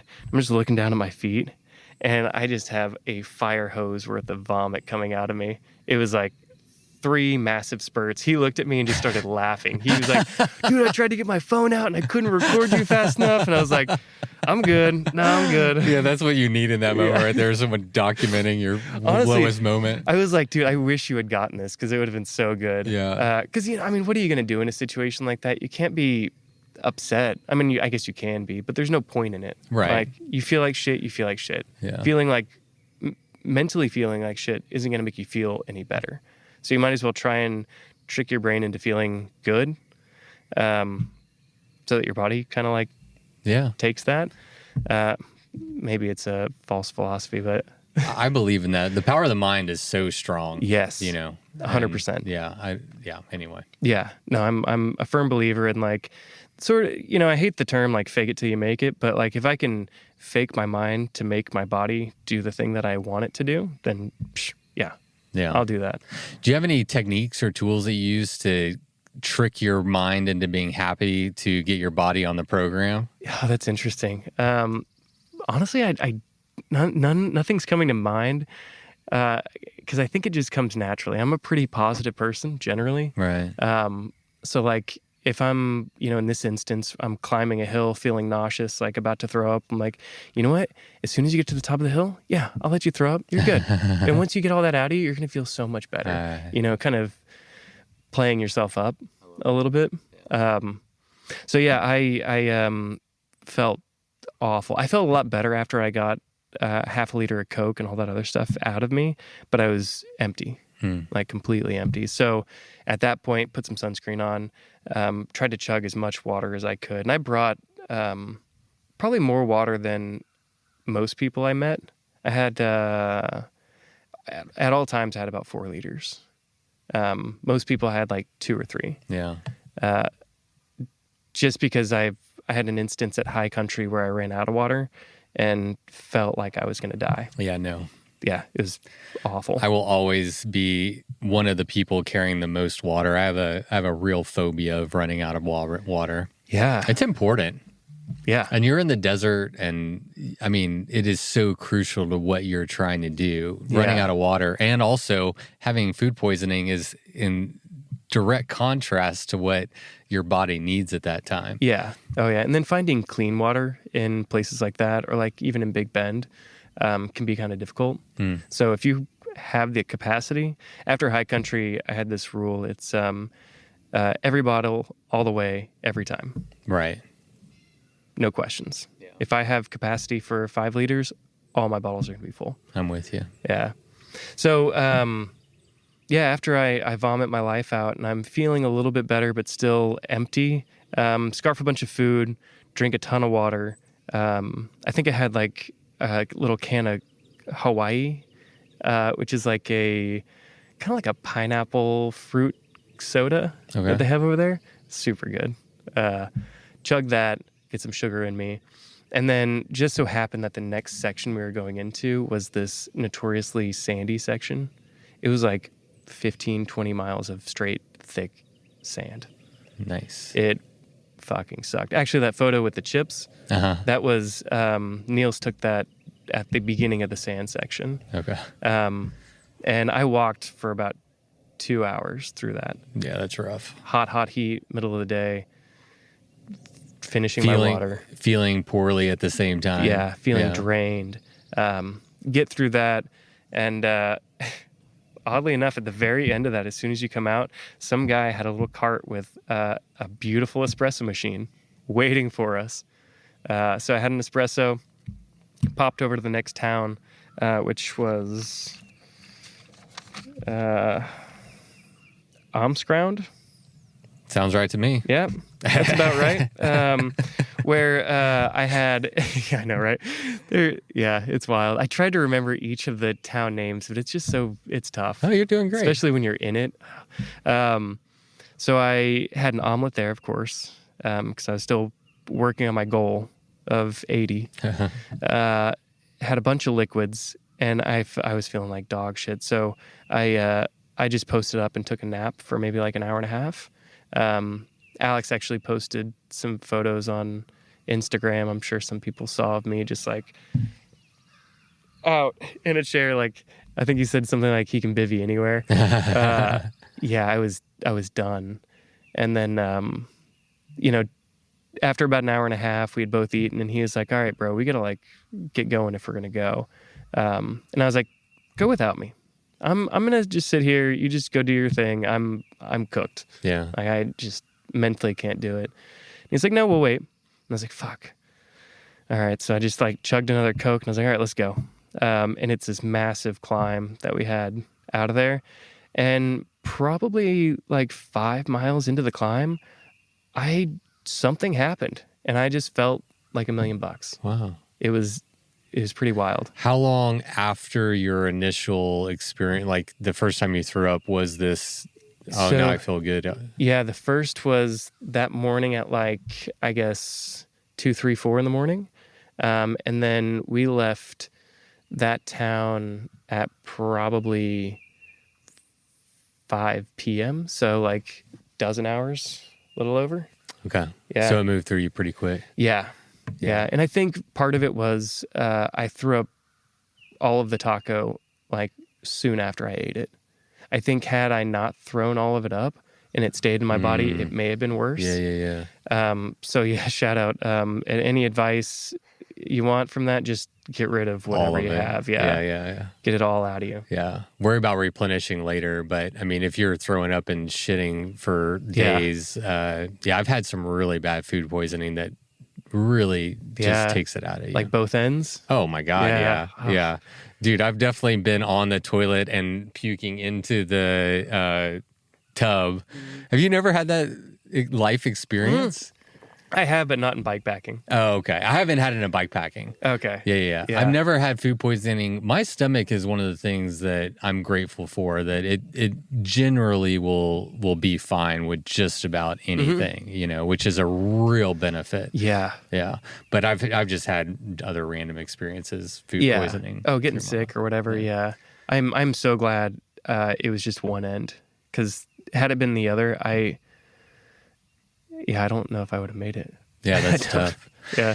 Did you have a moment where you felt like, okay, I don't know if I'm going to be able to finish this thing? Or was it more of just, I'm just going to wait this out until my body comes around? Wait it out. Just wait it out. Yeah. I flew to Morocco. I paid for a plane ticket. I paid for all of this stuff. I'm here to experience all of it, good, bad, indifferent, ugly, whatever. So if it put me down for 2 days, I would have waited 2 days. Yeah, fuck yeah. Yeah. Tell me about these gifts. Yeah. I forgot to follow up whenever we were originally talking about, but that sounds interesting. I'm curious, like, what kind of gifts did they give you? And I think you mentioned that you had some gifts to... Yeah. So it was kind of early on, after CP1. Actually, let me see if I have, like, when it was. Yeah, somewhere like under 200 miles in. I don't know, somewhere in there. So Alex and I are kind of going along, and I'm like, hey, I'm going to pull over and have a nap. It was like during the heat of the day or whatever. Because that was my strategy going into it. Like, sleep a little bit during the day, get a lot of miles in at night, because I love riding at night. And it's usually cold, and I do pretty well in the cold. So we pull over towards this, like, they call them ruins, but it's just like dilapidated structures, kind of like rock huts. And I'm like laying halfway in the shade, halfway in the sun, because the shade's super cold and the sun is like scorching. And I'm like trying to sleep, and this guy comes over. He must be like 112 years old. He just looks so old, no teeth, super sweet, kind of hunched over. And he kind of had this disgruntled look on his face. He walked over to us and he was kind of waving us, like, and I was like, oh shit, he just wants us to leave. Like, okay, I get it. It's like, yeah, we're packing up. And he goes, no, dormir, which is to sleep in French. And I was like, okay, like, yeah, okay, yeah, what do you got? So he brings us over to his house, which is like down a little alleyway. And the front of his house is sort of like a lean-to tarp kind of situation. Kind of looks like a little porch or living room kind of thing outdoors, and it's made out of like old rice sacks and like burlap, just kind of strewn together. But you can tell it's like his chill spot. And he's like, his wife, man cave. Yeah. His wife comes out and like throws blankets down and pillows, and she's like, sit down. So sit, and she brings out like a whole coffee table and puts it in front of us, and tea, some bread, and olive oil, and some like sweet pastries. And Minyu was his name, or something similar to that. And so he sits down and has tea with us. His wife is sitting like 20 feet away, having tea as well, but just kind of watching us. Because, culturally, I don't think she could sit with the men, I guess. Okay. Which I found so interesting, because she was watching and like kind of giggling as we were chatting as well. Like she was part of it, but 20 feet away. Odd. So we're speaking in like this broken French. I speak a little bit of French. Alex didn't speak any. He's a Spanish speaker. Okay. And then Minu speaks Arabic first, no English, and then a little bit of French. So we're breaking bread and having tea, and he's telling us about. And he had some almonds too. He grew the almonds from his tree he pointed out right there. The olive oil he pressed from his olives from a tree right there. Wow. And it was like some of the best olive oil I think I've ever had in my life. Yeah, no doubt. Yeah. And it was just the sweetest, like most genuine, kind interaction. Because you could tell he didn't want anything from us. He was just, I see that you're suffering over there, or, laying down. Come lay on comfort. Let me feed you. Wow. Let me give you these gifts. And then, so we do that. And he's like, okay, now go to sleep. Like, you can rest now. So we sleep for maybe like an hour or so. And he comes back over and wakes us up. And he's like, more tea. So gets another pot of tea. And then his wife brings out omelets for us. And we have bread and omelets and tea with them. It was that was like a turning point early on in the race for Alex and I, where for one, we weren't racing in pairs, but at that point we were like, since we can't drop each other, let's just not try to as hard. Mm-hmm. Yeah. I'm enjoying your company, you're enjoying mine. Like, let's just be unofficial pairs. So we actually texted Nelson at that point, and we were like, hey, I can't drop this guy. What can I do? Sorry. and that experience, I think, just changed my thoughts on like how that race was going to go for me. It went from race to adventure. Right. It went from race to culture experience. So yeah, as we're leaving, I'm like, I Google, I'm like, so do I need to like give him something? Cause like, I'm happy to. I got a bunch of snacks and shit on my bike. I don't have much, and I don't want to give him money cause that feels like icky kind of. Yeah. It doesn't yeah. feel like, Like he gave you a real gift. He brought you into his house. Yeah. They made food for you, gave you a place to sleep, and you're like, here's $20. Yeah. Right. And I don't think he would have, I'm sure he would have loved money for one, but yeah, I don't think he would have accepted it or been like as keen. So I'm like digging through my You bag. can't give him your gremlin bell. No.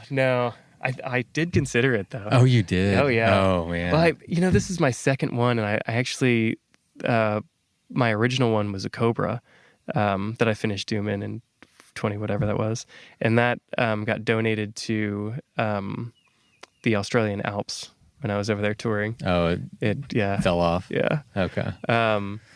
All right. Well, if anyone listens to this podcast, it has Eric's gremlin bell. Yes, if you're in Australia going somewhere towards Melbourne, maybe on the Hunt 1000, Yeah. which is part of the route we did, if you find a little bell with a Cobra on it, you can send it to the States. I'll give you my address. Find me on Instagram. That'd be wild. Dr. Lovehouse. That'd be so cool. So yeah, I'm digging through my bag and I'm like, all right, what food like doesn't look disgusting? And I had some cheese, like a big wheel of Gouda. I was like, I don't know. It's been I brought it from America. I don't know how good it would be for him. So I pulled out a bag of Skittles, like a really big one, and gave it to him. And he seemed pretty stoked on it. He was like, because he wasn't close to a town or anything. So it would have been a hike for him to get to like the nearest bigger town. Okay. And he looked at it like kind of like, what is this? But also appreciative that I was giving him something. Mm-hmm. And then later I was thinking, you know what? I mean, you didn't have any teeth. And I don't know how well it's going to work out. But he can suck on them for a while. yeah, I was just thinking, down the road, he's just going to be sucking on those green, Skittles. Yeah. Like, this is good. He's going to enjoy them for longer than the rest of us. Yes. Yeah. Yeah. So when you Googled it, what is the custom to return with a gift? It's not. No. Okay. But you just felt. But I just felt compelled to. Yeah. Like I couldn't take his and maybe that's like the Southern in me or whatever. Like I couldn't just take his hospitality and not try and return it with something that felt genuine and authentic, which Skittles happen to be, I guess. Well, yeah, you're working with a limited option. Yeah. So. No, that's a good one. All right. So Atlas starts at 6 p.m. Yeah. Why? That's a good question. So CP1 is a mere 75 miles, right? 78, actually. Yeah, less than 80 miles, right? However, this year, we went up this massive pass to get to CP1. That pass is so fucked up. Tell me about it. I have the stats here. Yeah? Do you have the stats? No. If you have them. It's yeah, so in the Tell first 75 miles, you climb over 13,000 feet to checkpoint 1. 75 with 13,000. Yeah, that sounds about right. And climb is I guess loose. I did a lot of hiking. Yeah. That's what I was wondering. Yeah, no, CP1, I felt like I hiked 70% of that. Right. Yeah. There wasn't a lot of riding.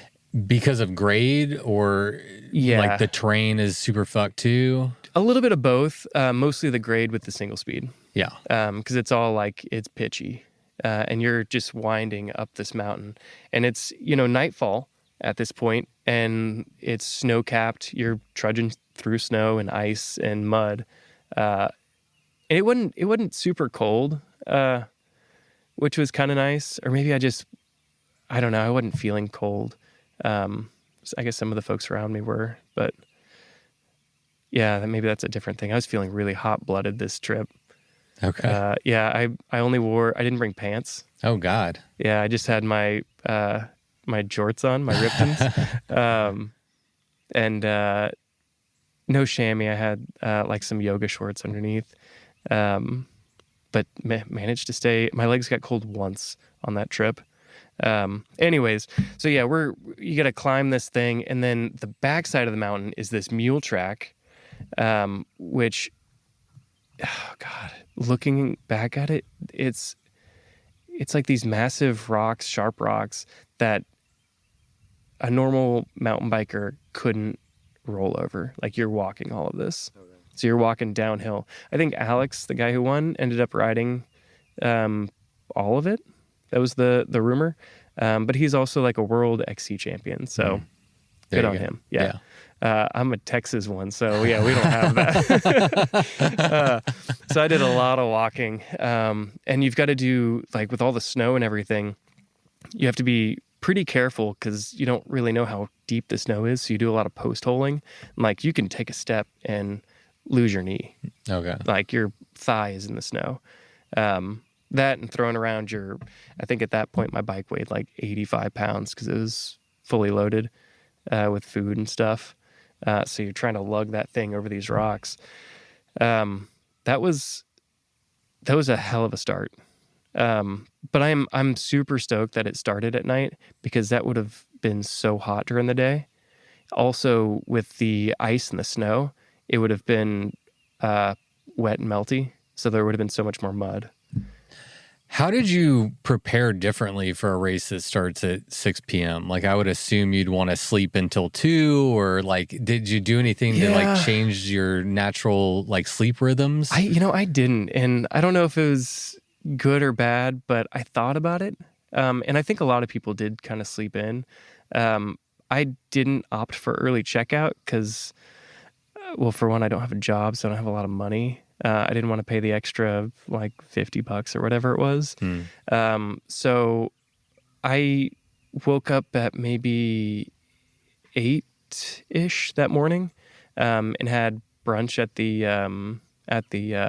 Magador Aqua Hotel that we were all staying at in Marrakesh. And I pretty much just hung around brunch all day. I went for a swim. Okay.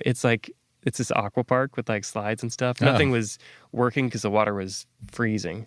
But I went for a couple of swims, and just tried to like keep my heart rate down and just relax. But I don't think I could have slept. How are you feeling in general, like at the start of an ultra race, and maybe like more specifically this one? Like, you mentioned like being calm. Do you? Yeah. I mean, are you scared? Are you freaked out? Are you excited? I'm definitely excited. I don't think I go into these things like scared or nervous. And I don't know if that's just how I am, or maybe I'm naive in that way. I should be a little scared or a little nervous. But yeah, super calm. I was going to say, I can't imagine it serves you, but I guess like a little bit of nervous energy can be good, right? Yeah. Like, but not too much nervous energy. Yeah. But you find you're pretty calm. So calm. Yeah. Wow. Like, maybe unnerving to some people how calm I am. I mean, I've interviewed a couple people on the podcast, and I don't think most people are calm on the start line. Yeah. Yeah. Most of the people I interacted with were like, for one, feeling the jitters from themselves, but also as soon as you get around 200 and almost 300 people that are also feeling those like internal jitters, it creates this like conglomerate of like anxiety. I had a couple of friends, like my buddy Bahadir.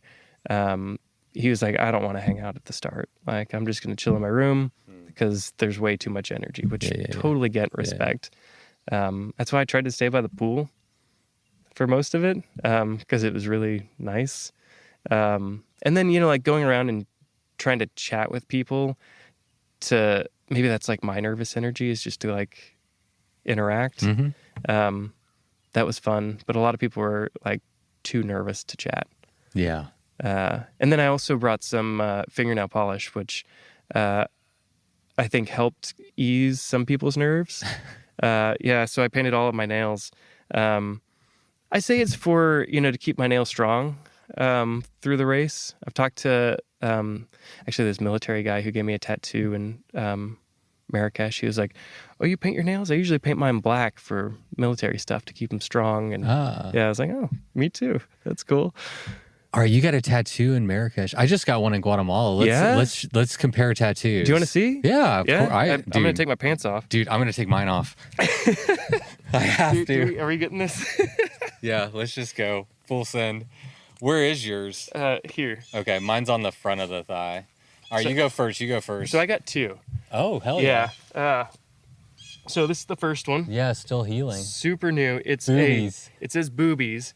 It's a a sign in Morocco for uneven roads, and somebody had graffitied boobies on it on one of them, and I was like, "Yep, that's going on." Oh, hell yeah. And then the other is an omelet tray. With like an abstract omelet on there, and AMR 25. All right, I got to get a video. So we got one there. Yep. And then one there. One right down there. All right, that's sick. I love getting international tattoos. That's one of my new goals. It's like every time I go somewhere international. Oh, this is Hannah and I got matching tattoos in Australia. Death to shit pizza. Yeah. I love that tattoo. Oh, so it was on a sign for a pizza shop, and you're like, yeah, let's do that. All right, here's mine. That's my Oh, damn. so it's a astronaut riding an octopus. That is so cool. And this is I got that one in El Salvador. And that is an El Cadejo, and it's like a mythical creature That's that cool. has about 100 different variations of the story. The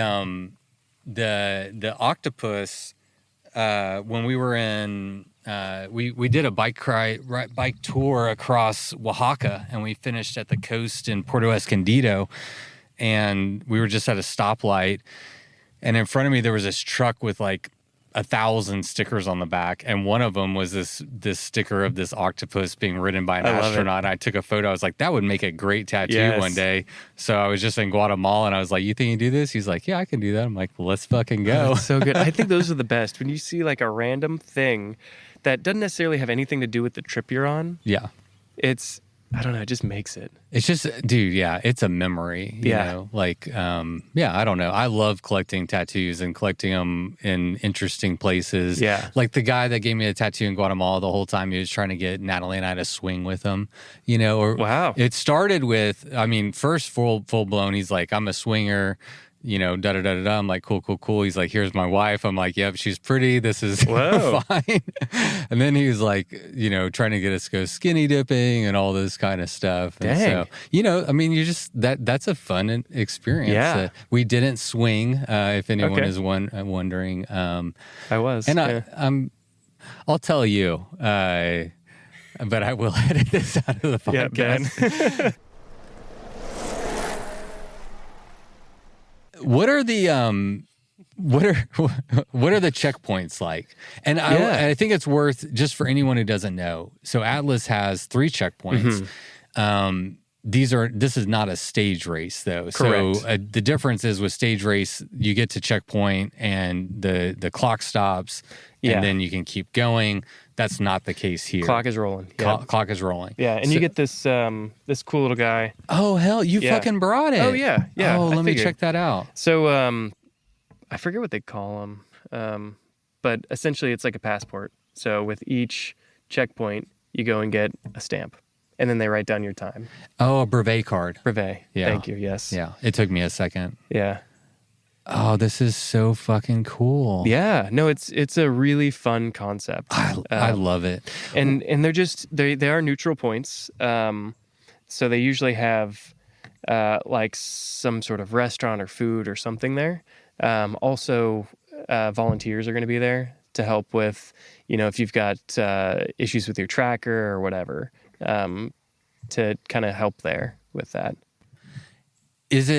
Was it challenging to not get sucked in to the checkpoint? Yeah. Yeah. So CP1 got there. I don't know. It was dark. I don't remember what time it was. You know what? I guess it took me, I can tell you. We left at 6 and it took me almost 12 hours. So it was about 6A. Okay. When I got there. Mel was there, Nelson, some other folks. So it was like kind of a chill spot. But you walk in and this guy, I forget his name, but he's like one of the locals that's helping out, and he's just like on it. He's like, "What do you need? You need Coke? You need tea?" And I was like, "Let's bring down that energy just a little bit. Like, I'm cool. I'm good. I'm not in any rush. I'm not on the pointy end, so like we're good." Right. So I get my brevet stamped. Nelson tells me that my tracker is fucking up, so I've got to. I noticed out. that. Yeah, I was trying to track you, man. Yeah. Mine was really doing some weird stuff. I got to figure that out. It's a Spot 4.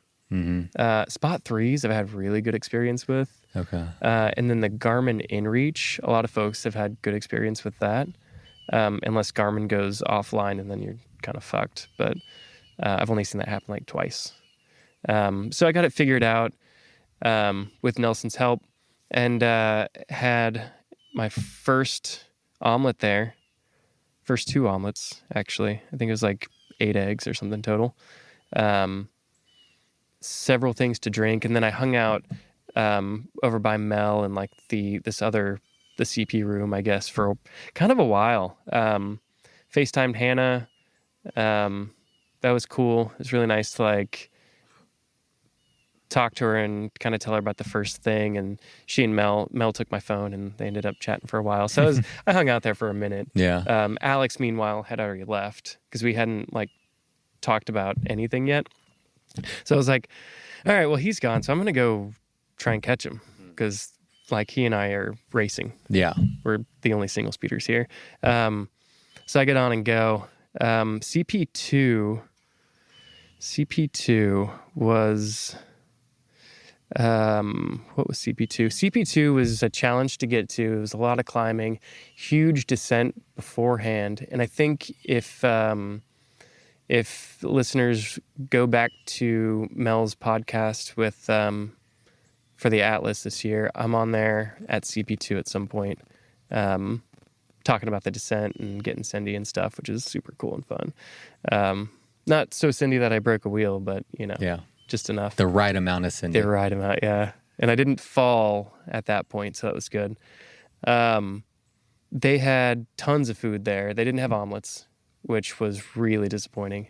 I pulled in and I was like, "Mel, what's up? Blah, blah, blah, blah." I was like, "Do they have omelets here?" And she goes, "I can't tell you." And I was like, "Fuck. This is not going to be good for my egg count." So I ended up having a tagine and some couscous. Couscous is also really popular there. Okay. Didn't stay too long there. Maybe a couple hours. A lot of people were staying and showering and sleeping there. But I was ready to go. And then CP3, that was the black hole. Oh, okay. Yeah, got there at 6 a.m. Ended up staying there for about 10 hours. Oh. Yeah. Was this before or after the tummy troubles, or This was just before. So I got Right the taco before. from CP3. right? Okay. Yeah. So CP3 is where I had 4 meals plus my 1 meal to go. I got tons of ice cream and crepes and stuff from there. Had a sleep, had a super long hot shower, which is always like that.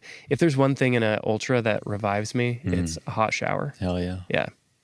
A good hot shower. So yeah, those were the CPs. Really well stocked, super great people working those things. And it's a cool place to kind of interact with other riders as well. Because, during the race, you're kind of like yo-yoing and whatever else. But there it is sort of neutral. So everybody's just kind of chilling. Got some really good hangs in at CP2 and 3. What was the best CP of the route for you? 3. Yeah, sound like it. Yeah, hands really down. sucked you in. Yeah. That shower and just like a bed to sleep in was really nice. All right. So when did you hook up with Alex? Let's see. What's Alex's last name? I have a note Kowalski. here.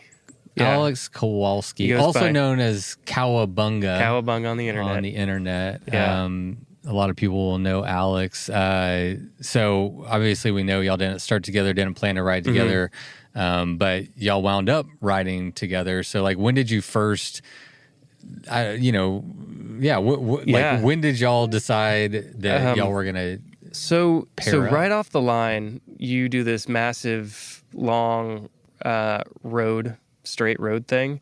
And my energy was high at the starting line because like coming from like fast paced races, I just want to like get up and go.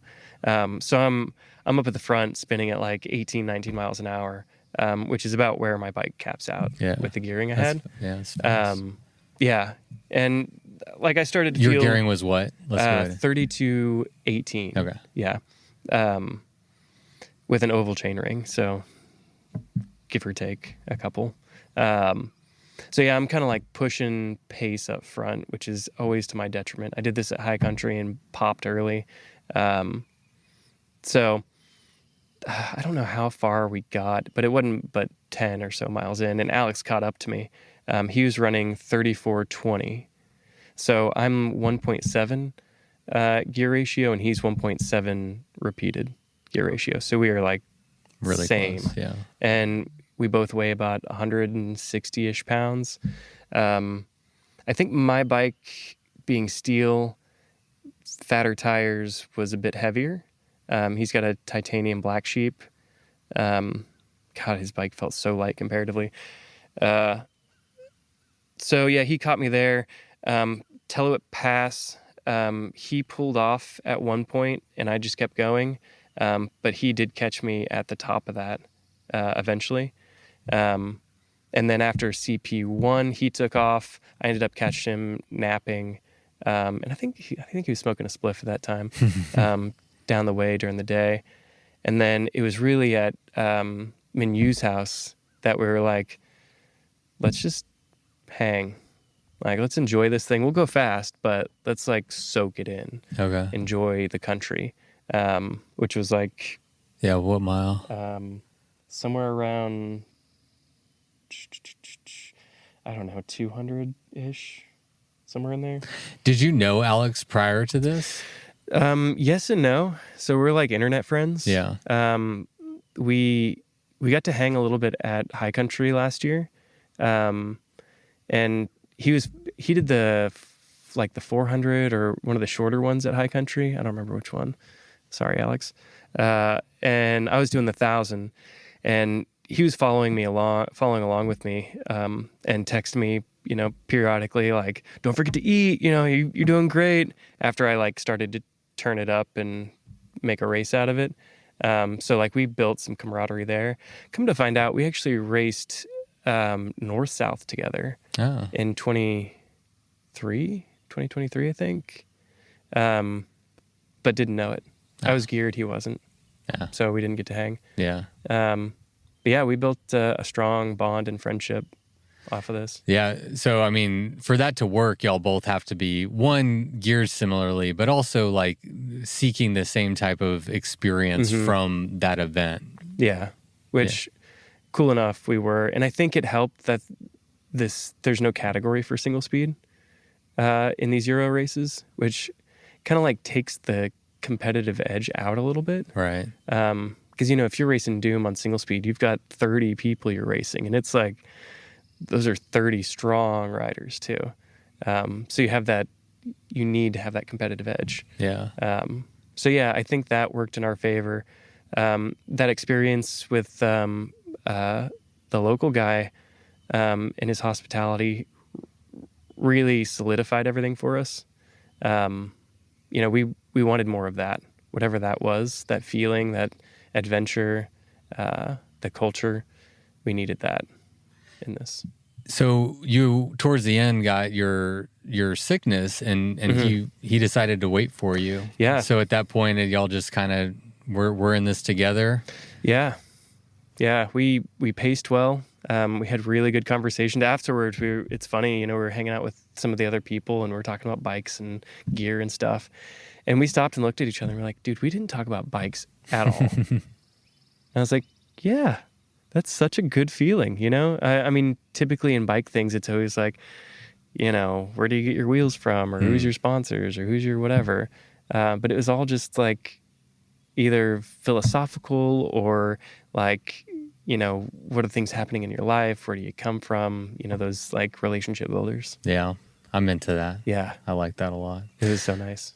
Let's, you want to do some listener questions? Yeah. Did you get any more? No, I think that was about it. All right, let me see. So we talked about the stomach bug. Yeah. You remember who asked about the stomach bug? I think, let me see if I have internet. What are we looking at? Instagram? So I have an iPhone now, and I'm trying to get this thing sorted out. So part of the getting my phone stolen, I didn't have a phone for like over 24 hours. So leaving Morocco, flying to Paris, I didn't have a phone. Yeah. So I was in the airport for Oh God, that sucks. all of that time. And I got to Paris and I had a 13-hour layover. And I was like, I'm going to get a phone. I'm going to get a beer. I'm going to call my mom and Hannah to make sure that they're not worried about me, or if they are, they know I'm alive. So I found this taxi cab driver, and he, super nice guy. He charged me an arm and a leg, but it was worth it. He drove me into downtown Paris, called a repair phone place.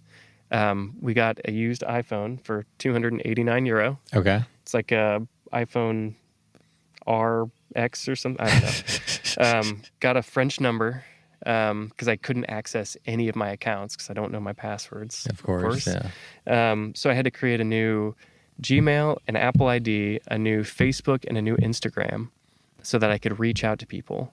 So I contacted my mom and my stepdad, Joey, via Facebook because that's what people use. Yeah. They thought it was a scam, so they didn't get back to me. I created an Instagram account, and I messaged Hannah. And usually when I message somebody, I'm like, hi, and then I'll start like the conversation. Well, if you're not friends with them on Instagram, just if this happens to anybody, word to the wise, put everything in that first message because it only allows you to send one. Oh. Yeah. So you just hit like hi as one message, send. And then you were blocked. Hey, my phone got stolen, blah, blah, blah, blah, blah, blah, blah, blah. Cannot send message. Did not know that. Yeah. Okay. So I was like, fuck me. Why? So in my bio, I put Hannah, ... lost, phone got stolen, blah, blah, blah, blah. Here's my French number. And then she called me like 5 minutes later. Oh, that's amazing. Yeah. That's smart. I was it was such a conflicting thing to not have a phone. Because for one, I couldn't like check into my flights and do all that stuff. But it was so freeing. I wasn't tied to anything. Nobody knew me, and I didn't know anybody. It felt so good. But I had this internal monologue of shit. Some people are going to think I'm dead, and they're going to call Interpol or somebody.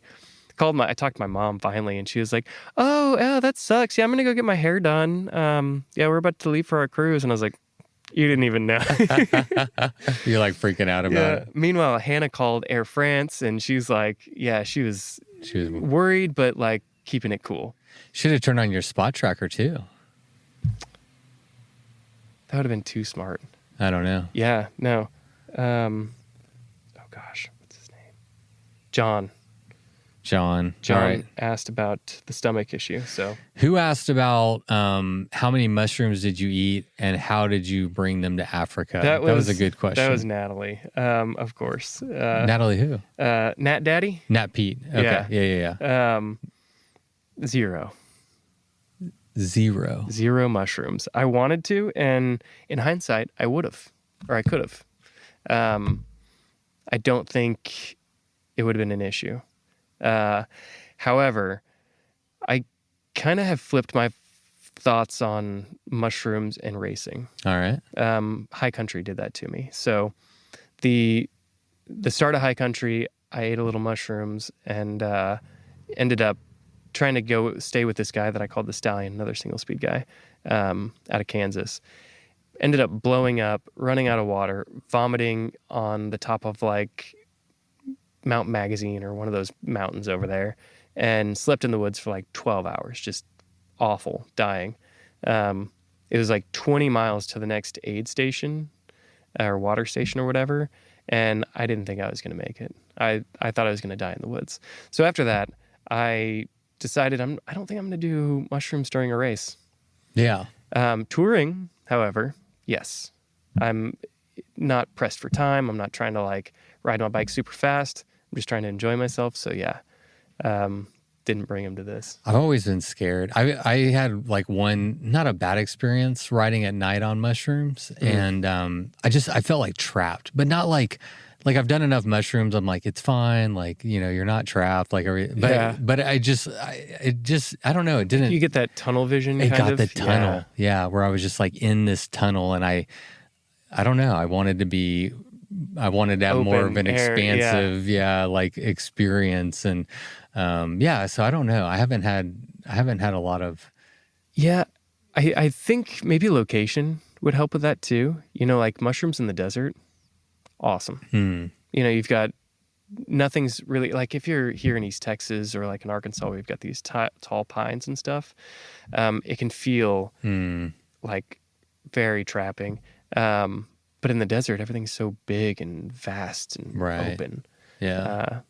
It's already kind of like a psychedelic experience anyway. Yeah. To me. Yeah. Totally. What are the laws about, like, you said hash was really popular there for like weed, mushrooms, like is that stuff legal? Do you know? I'm fairly certain it's illegal. But there is hash everywhere. Yeah. So when we got there, Alex was looking for some, and we went out to this place called the Clock Cafe in Marrakesh. It was like a vegan cafe. It was super nice. And he asked the waiter, because that's what he does, I guess. And the waiter was like, yeah, there's a guy outside and it's kind of sketchy. But come to find out, like full circle coming back to Marrakesh after the race, you walk down the street and there's a guy, and you know that you can see the guy, and he's just sitting there like posted up against a wall, and he walks by and he's like, some shoes, some hash. And you can get it anywhere. Yeah. When the second tattoo artist I went to was Valhalla Tattoo in Marrakesh. Super cool guy. We smoked a spliff before the tattoo and after, and he pulls out this brick of hash, and it was really, really good stuff. Yeah. So I think the laws are kind of laxed, but there's so much corruption in their military and their police there, and there's like a conflict between the two. So I think as a tourist, I wouldn't want to like bring any or carry any or be caught with any.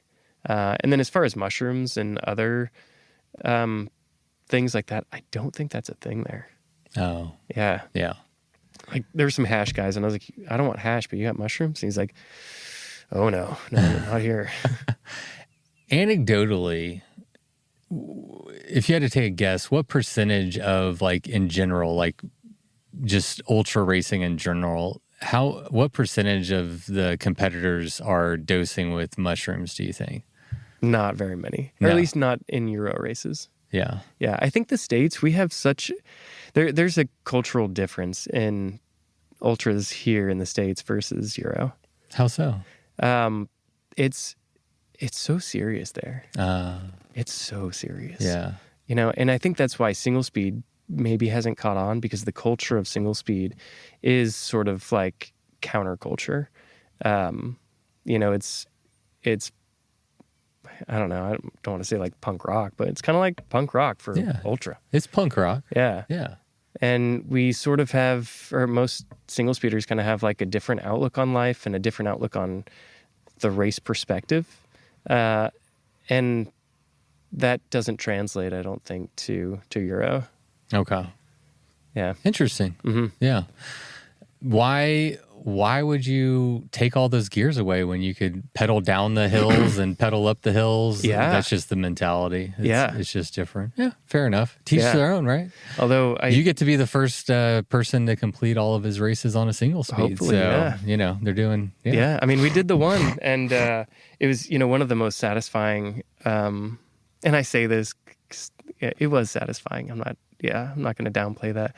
Was going up the Colonial Road, which is this massive, I don't even know how many miles it is, but it's a super long climb up this like old, beautiful road of like, it's like dirt and rock and stuff, but it's built up on the sides by like these well-placed stones and everything. But this climb goes on forever. It feels like you're climbing all day. And it's a relatively easy grade, I think under like 7 or 8%. So for my gearing, it was a stand up all day kind of thing. So just standing up, pumping it out, and passing so many geared folks who are in their, grainy gear, spinning away, like just dying. It was a fun feeling. Would you like, trying to think of the way to phrase that, but would you credit the single speed for that? Because like the single speed forces you to recover, where they were like, before that climb, they were, their heart rates were high and they were like pushing it, and they got to climb and they didn't have as much to give. But like you got there and you're like, well, I had a little forced recovery on the way here. So yeah, I think partly. And then the other is, I'm sure you've heard it from other single speeders, but there's like 3 gears essentially for single speed. You've got sit down, stand up, and walk. So like you don't have another option. So if you have to stand up for the next 20 miles where you're climbing, that's what you're doing. Mm-hmm. You don't have the option to like sit back and just spin it out. You can stand for 5 miles and then take a pause, but you're going to be standing for the next, 10 after that. I always wonder about like the mental energy expended when you're riding a geared bike. Whenever you break down, I'm not exclusively single speed, but every once in a while I like to dabble. And one thing I always notice is just like, it feels like there is a mental energy whenever you're riding a geared bike that you remove when you're single speed. Mm-hmm. And I don't know how that equates in the long run, but I'm always curious about that.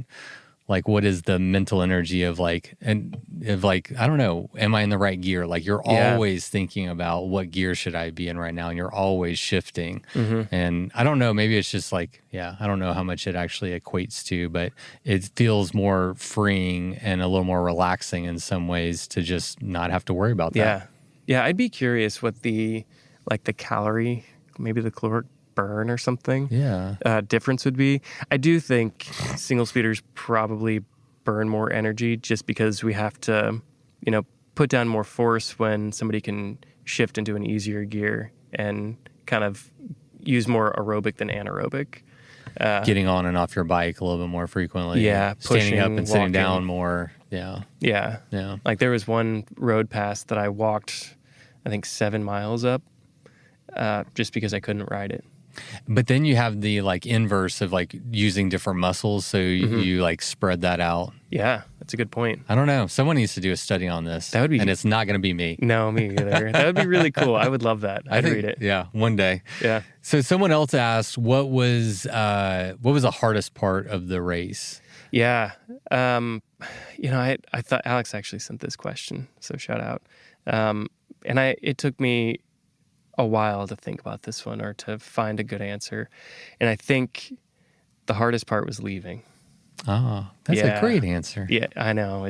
You thought about it. Yeah, it was just, I think I was one of the last riders to leave. I stayed almost like a week after, just because I'm already there. Might as well. Mm-hmm. I don't have a job to come back to, so enjoy the time.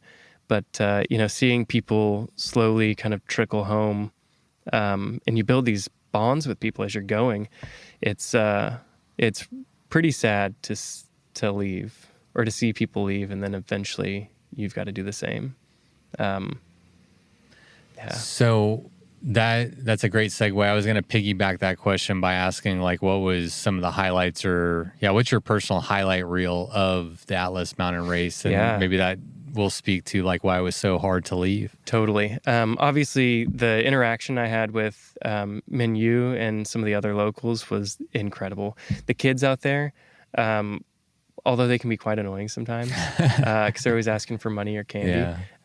It's so cute. They're like, you get a good batch of kids that are like running up a hill with you, and they're just like cheering you on, trying to speak English, trying to speak French to you. I got a couple of kids to say howdy, which was really cool. Super satisfying. Any y'alls? Any howdy y'alls? No y'alls. We'll just start with the howdy. I was like, howdy. And they're like, howdy? I was like, yeah, you got it. Yeah, that was really sweet. And then just the interactions with the other riders, like, there's so many. I actually have like a list of names of people that I really enjoyed, but I'm not going to go through all of them. Like the Yates brothers, super cool. They're the ones who won the pair category from the UK. All right. Valentina, from ETS. Yeah, she came to ETS last year. That was so cool to get to hang with her. Obviously, meeting and hanging with Alex was great. She won't be at ETS this year, but she might be at West Texas Showdown. Okay. So love to have her back. Yeah. She's freaking awesome. If I can be there, I'll be there. I hope so. Yeah. It's gonna be really fucking good. Yeah. All right. Yeah, I'm in. And then my other buddy, Bahadir, that I met, the airport in Marrakesh, I'd met this woman named Ashley. I was like, hey, you've got a bike, I've got a bike, let's be friends. Because everybody's so nervous at the beginning of these things. Like, do I talk to people? I'm like, yeah, we're all here to do the same thing. Like, you see I have a bike. I'm going to do the same thing you're going to do or attempt to. So I'm going through customs and I hear from like several feet away, hey, you're Eric. I was like, yeah. And he goes, I know you. And I was like, okay. But he and Hannah had raced before and had gotten acquainted. So he knew my face from, I guess, the internet and from her. Yeah. We became fast friends. There were a couple of nights where we like got to hang out together and actually bivvy together, which was super cool. So the people. Yeah. What about the route? What stood out to you about the route? Yeah. The route's beautiful. It's wild. Nelson cares about his route, and it shows. It's much like Andrew and Doom. Like, you know that these are some of his favorite roads, and he's been on them before, and they're like, they feel authentic to what the route wants to be. I mean, there was this one part where I'm going through this tiny town, and all of a sudden the sides of this trail drop out into like a ravine or little ditches, and you're on this weird single track that goes through a town. Meanwhile, there's rushing water on either side of you, and that's sort of like their plumbing system. And it's just like, how did you find this? Where did this come from? Like, you can't drive this. You have to either hike it or bike it. Yeah. And then going through the Atlas Mountains was fucking wild. And then you go into the Anti-Atlas, and then you go through like, I think you go through kind of part of the Sahara. I don't know what the desert area was, but you just see so much. And then you're spending all this time in this hot rocks, sort of looks like West Texas. And then all of a sudden, an oasis pops out of nowhere where there's palm trees and like running water. And you're like, where did this come from? Wild. Yeah. Yeah. You're like, maybe I did get some mushrooms. Honestly. Yeah. It was such a beautiful route. Very well curated. Which one, prior to racing Atlas, out of the 3 Mountain Series races, which one were you the most looking forward to? Or maybe you haven't experienced it yet? Which one? Yeah, I'm taking it as it comes, honestly. Yeah, just experience it for what it is. Yeah, I was really stoked to be in Morocco because Africa, right? Like, I hadn't really dreamed of going to Africa like this. Yeah. I'm really excited about Hellenic, but it might just be because it's next. Greece is going to be really pretty. And knowing that a lot of the course is like downhill mountain bike stuff, which is sort of my bread and butter right now, I am just so excited about that. Like, I'll probably do the 2.5 E-lines on front and back from Terravel and just smash those rocks. Assuming that I'm going to take the same bike. I'm working on, I want to get a Thai bike, but I love my Karate Monkey. May I recommend the Hayduk Thai? Oh, yeah? Best bike I've ever ridden. And I'm not sponsored by them. Oh, all right. Yeah.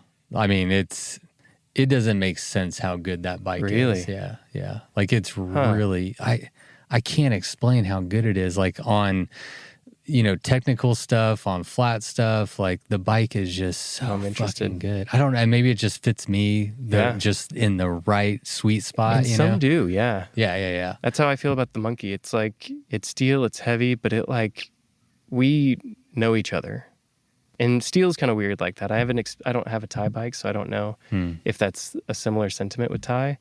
But with 2 of my steel bikes, they're like my soul bikes. When you say that, like, you don't know if Thai has that, what are you? Because, like, the thing I'm thinking of is, like, it's just dependable. You know exactly what that bike is going to do 100% of the time. And my experience is you can get that through steel and tie, right? Where you're just like, this is a trusty companion. Yes. Yeah. And that's sort of I think the thought on it. Like, I know this bike will do everything I want it to.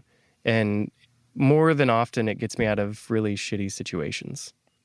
Do you have a tie bike in mind if you had your dream bike? I don't, actually. Yeah. Yeah. There's so many tie brands out there, and there are some that I think are better quality, just like nice welds, and things like that I've looked at. But realistically, being unemployed, I can't afford one. So if a tie company came up to me and was like, hey, and I like their brand and their image and, you know, what they believed in, I'd probably go for something. Give Esker a call, man. Yeah. All right. Yeah. Esker, shout out if you're listening. Do you know Tim and his history in the bike industry? So he was part of the team that brought the Salsa Fargo to market back in the Salsa days. Whoa. So he's an OG adventure cyclist dude who has a reputation and history of making legit adventure bikes. Yeah. And I interviewed him for the podcast, and he's not giving away his secret sauce. But I'll have to listen to that one. It's been one of my better episodes. And I'm not surprised. Tim's an absolute OG and a legend, and very well respected for what he does, like with his bicycle machines. And I don't know what his secret sauce is, and I swear this isn't a sales pitch. I'm just so in love with that bike. I'm just like, I can't even. I'm just shocked and happy and giddy every time I ride it. You know, that's awesome. Yeah. So Esker Hayduk Tie, that's my plug. All right, Esker. Yeah. Shout out if you're listening. Great company too. Yeah. And like, you know, the Hayduk is named after the Monkey Wrench Gang, which is the other tattoo that's up right next to the octopus, is a monkey wrench from like Edward Abbey's Monkey Wrench Gang. And you know Edward Abbey, he wrote Desert Solitaire. So to me, like Desert Solitaire is like the outdoorsman's Bible. Right. Like he was one of the first. Well, he wasn't one of the first. He was one of the most eloquent and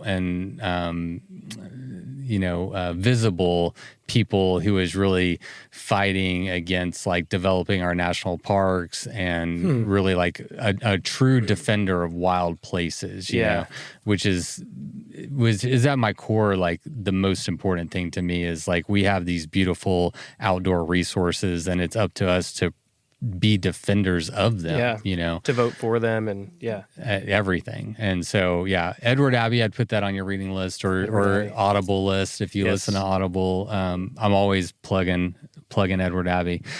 All right. Here's a fun question. I've never asked anyone this before. Cool. How would you, based on like the goals and the expectations that you set for yourself personally going into Atlas, how do you grade your experience, your performance there? Solid C, honestly. Oh, a C. Yeah. I was expecting a higher rating. Well, I like I said, I had two goals. The eggs we fell short of. Yeah, I fell really short on the eggs, and I'm really disappointed in myself for that. I'm going to figure out how to recoup that in Greece. Okay. There are a lot of places to eat in Greece, and I want to figure out which dish or specific type of food that I can make work for me. Because to me, it was a fun goal to try and reach. And in Morocco, there's really only like 2 or 3 dishes, so it's not like I'm missing out on the dishes there. And each omelet, depending on what small town you're in, can be different. Like there was one that was sort of like what is that dish called? It's like a egg with like tomato. I'll have to think about it later. Maybe I'll add it to our notes here. But every omelet was a little bit different. Some put onions, some cooked the eggs longer, some shorter. So because of that, I give myself a C. Just because the eggs? Yeah. I had 2 goals. How many? I was trying to do the math while we were talking about how many eggs per day. So you wanted to consume 84? Was that right? Over 800? 80 eggs 80 over eggs. 800 miles. Over 800 miles. Yeah. Over 7 days. So that's a lot of, it's like 10. It's almost a dozen a day. Yeah, it seems obtainable. Yeah. I mean, especially when each omelet is between, 2 and 4, depending on where you're getting it. And, there's this, Carlota, this German woman who, super cool story. If you get a chance to talk to her, be pretty sick. Okay. She rode her bike from Germany. She's 19 to the race and back. Okay. But there was one stop we went to, and she ordered 5 omelets and stacked them up and ate them. And I was like, that's how you do it. Yeah. Why didn't you meet that goal? Was food poisoning a part of that, or was it just access to eggs? I think food poisoning definitely helped in not achieving that goal. Also, I was banking on omelets at all the CPs, and CP2 disappointed with that. The tagine and the couscous were great, don't get me wrong, but really wanted an omelet. And then CP3, by the time I was ready for my third meal, they had stopped serving omelets. Because I was going to have a couple at that and then take some to go. Yeah. Because that was kind of the move. I'd eat like 2 or 3 at a place, get one to go, stuff it in some bread, and chuck it in my bag. I love this. On the East Texas Showdown, you can get some of those pickled eggs that they always have in the on the counter at all these gas stations. Yeah. I mean, I feel like they've been there for decades and no one ever eats them. Like, who are the people that are eating the pickled eggs on the counter? I might have to try that this next round. Do it. I don't like pickled things very much, but someone needs to try that. Yeah. Yeah. And I think I want to make something like this a reoccurring goal, because it just changes the race for me. You got a bee friend. Go on, bud. Really likes you. Yeah. Oh, it's my honey. You got a lozenge. Yeah. Yeah. Yeah, it kind of changes the perspective of the race for me. Like, yeah, go fast. Yeah, do cool, fun, hard things. But also, like, make sure you stop. Make sure you taste the food. Make sure you smell the roses. Like, make sure you do the stuff that give you the memories, you know? Because anybody can go fast. But anyone can do that. Right. I mean, anyone can try and go fast. Yeah. Well, and fast is relative, right? Because, like, yeah. But what you're talking about is soaking up the experience that, you know, in a place that you've never been before. Yeah. You know, and like, if you're going, even if you're at the back of the pack, you're going fast, you're minimizing stoppage time. Right. And, you know, so. Yeah. Do the adventure. Yeah. Do the adventure. I love that, man. Yeah. So next up is East Texas Showdown for you. That's next, yeah.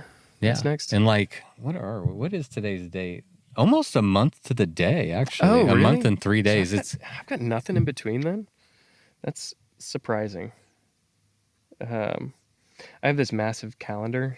Yeah. In my, oh my gosh, how to use this fucking iPhone. So sorry. I'll teach you. We'll do a little lesson after this. I don't know how to use an Android, so. So I don't know if you can see this, but I've got this massive calendar in my kitchen.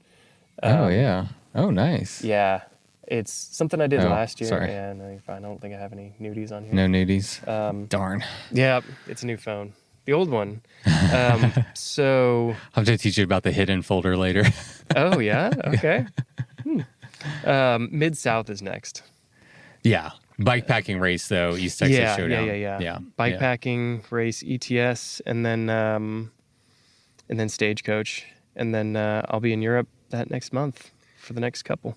So help me sell some tickets to ETS this year. We got a few left. I think we have like 214 registered, and we got like 36 spots left. So I think we might get to 250. We'll get close. But East Texas was your first ultra race, which is something that I'm really proud of. Like, I believe it was Hannah's first ultra race too.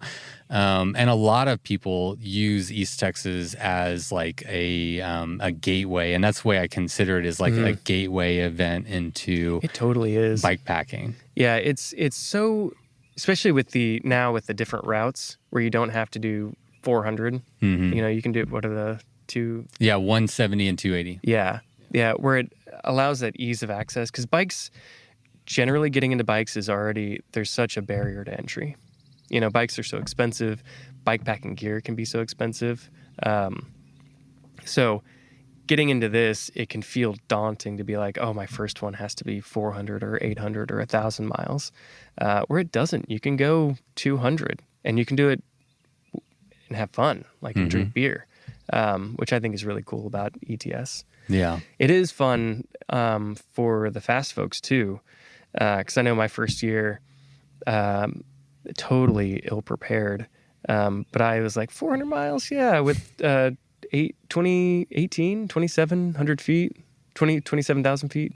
Oh no, only 17,000. 17, okay. Or maybe it's 20. Maybe I'm thinking of slowdown. Maybe it's 22,000. Yeah, it's maybe somewhere around that 20,000. We'll call it 20. Yeah, which over 400 miles isn't much compared to like other parts of the country. So that felt very attainable. But yeah, my first one, I was like, I'm just going to go out there and smash it. Not bringing any sleep kit or anything. Ended up doing 36 hours without sleeping. And that was rough. And I learned so much from that. Like now, yeah, I'm bringing a bivy to any race. Yeah. Just in case. You never know what's going to happen. I'm with you. Yeah.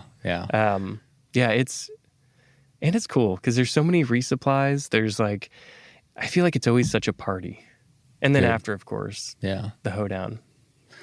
I try to keep it light. I was curious to get your perspective as where the showdown fits into the greater bikepacking race scene, and I definitely developed it with the idea of it being a gateway event where you could start at 170, move up to 280, move up to 400. And what you're saying is affirming that, it feels like a party. It feels like it's attainable and it's fun. And we can't all have, Tour Divide races, right? Right. I think there's a niche for helping. And that's where the area I kind of want to GoPro's down. Oh. Bye, SD GoPro. full. All right. Hi, still other going? camera. SD card full. Okay, it wasn't a battery That's issue good, this time. yeah. No, We're getting better. Working. We're getting better. I love it. Poco this Poco. is still going, yeah? Yeah. Is this picking up ambient sound? No. It doesn't need to. Yeah. Sometimes I will turn that on for ambient, but I wouldn't use the audio file for this, so it's fine. How for you now, what will be your approach to East Texas Showdown? I have to imagine. So also worth noting, I believe this will be your fourth year. So you've done it every year except for year one? I've only done it twice. You've only done it twice? I think. Maybe I've done it 3 times. No, I think I've just done it twice. I did it I think it's maybe it's 3. Oh shit, I should know. I think it's only twice because I started riding bikes in 21. Yeah. And I did the October one, right? And then I did it again when you change it to the spring. Yeah. And I think it was just those 2. Interesting. Anyway, Maybe we'll have it was to a third. We'll have to check our notes. We'll fact check that. Yeah. Anyway, yeah. I think you've been there the whole time. It feels like I have. Yeah. And it was this last year or 2 years ago I did it. Yeah, it was 2 years ago. No, it was you and Hannah did it last year. You know what? Because y'all were racing 3. to the finish. I think it's 3 because I think y'all met on your second one. Yeah. You're right. You're so right. Yeah. It is 3. Wow. Okay. Yeah, the first one was my initial. The second one I was divorced, or not quite divorced yet, but separated. And Hannah and I met and ended up riding through the night. That was quite fun. And then this last year, Hannah and I duked it out at the end, and she kicked my ass. Yeah. Is she a good training partner? Oh, the best. Right. Yeah. I love riding with her. Yeah, I have to imagine that just makes y'all both stronger. Yeah. Because when we tour together, the Australia tour, we did geared together. She was like, I'm not going to let you do single speed because that means I have to do single speed. We're not going to do that. For our New Mexico trip, we did, it's the Weed Sack Loop, 140 miles single speed. And then the 2 tours we did this year in the deserts were single speed. Okay. So it's nice to have a partner who's willing to try something cool and weird and different, and also be able to just fucking smash it on something she's not used to. Yeah. Fuck yeah. Yeah. She's kind of a badass. But y'all both are. So what will be your approach to ETS this year? I have to imagine that it doesn't come with, you're already a chill guy anyway, but I have to imagine you can kind of just show up and Are you gonna take a fun approach? Are you gonna go balls out? I think I'll probably end up going more fun, but I think I'm going to be doing the long one because I considered doing the shorter just to like have Why the not? party and Yeah. stuff. Oh shit! Now that you're saying that, maybe I will. I don't know. Yeah, I don't know either. I think it's great when people like hop around and like Yeah. Andrew Honormont came out and did Central Texas and he did the lowdown. Yeah. You know, I mean, everybody knows that guy's a bad, but like if you just want to go ride bikes and drink beers and I know. That's you know, kinda what chill I'm with your thinking. friends, like do that. Because it is like a reunion after confirmed 3 years. It's, you know, the people that I've grown up in the bikepacking world with and whom I love and like want to hang with. And although, yeah, there is fun in like smashing 400 miles in, you know, 30 some odd hours, I kind of do just want to chill. Yeah. Although I do want to do it on single speed really fast. So That's tough. let me get back to you on that one. Yeah. Fair enough. Maybe I'll throw a poll out on the internet to see what people think I should do. Just keep it close to your vest and don't let anyone know. Just show up and be like, no one knows what Eric's Yeah. going to do. Yeah, and honestly, you know, seeing Fixie last year. Oh, yeah. That dude I wish I remembered his name. God, but he was one Gravel of the Boys. Gravel Boys. Yeah. Yeah. And he rode Fixie for the Andrew.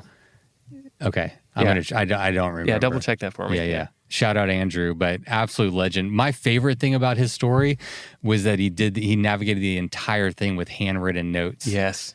No, he was inspiring. Yeah. So I don't know, maybe.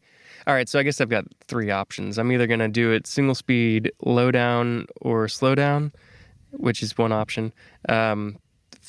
400 with the single speed or 400 fixed. I'm working on an XL version, which I think we're going to call the throwdown, Oh, cool. be like 650 miles.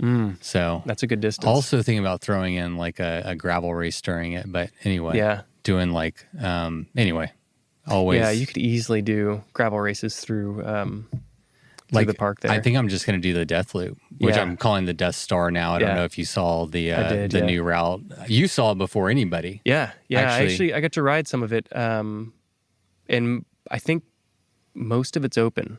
There might be one road that's still closed. The park confirmed we're all good. Oh, did they? Yeah. Okay. Yeah. So the Forest Service, I was nervous about.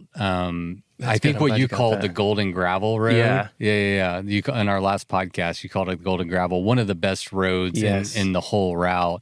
I was very nervous about that, but I That don't one's know if still it open. has. I don't. Oh, it is. Yeah. I've Okay. ridden that within the last 5 or 6 months. Okay. There was one. There was a huge crack, or like a water had like eroded part of the road, and that's towards the camp. Four Notch? Mm-hmm. Okay. That they did make me reroute around Four Notch so we don't go back into the gravel now. Okay. So for this year, Yeah. I don't remember. I think it's 222 maybe. So we're just going to stay on that main paved road where you would turn Yes. off. It's called Four Notch Road. I think it's Yeah, called Four Four Notch Notch. Road. Yeah. So this year, due to flooding, it's going to stay on that. Yeah. In the future, it'll go on that road that you're And there were a talking lot. about. Yeah.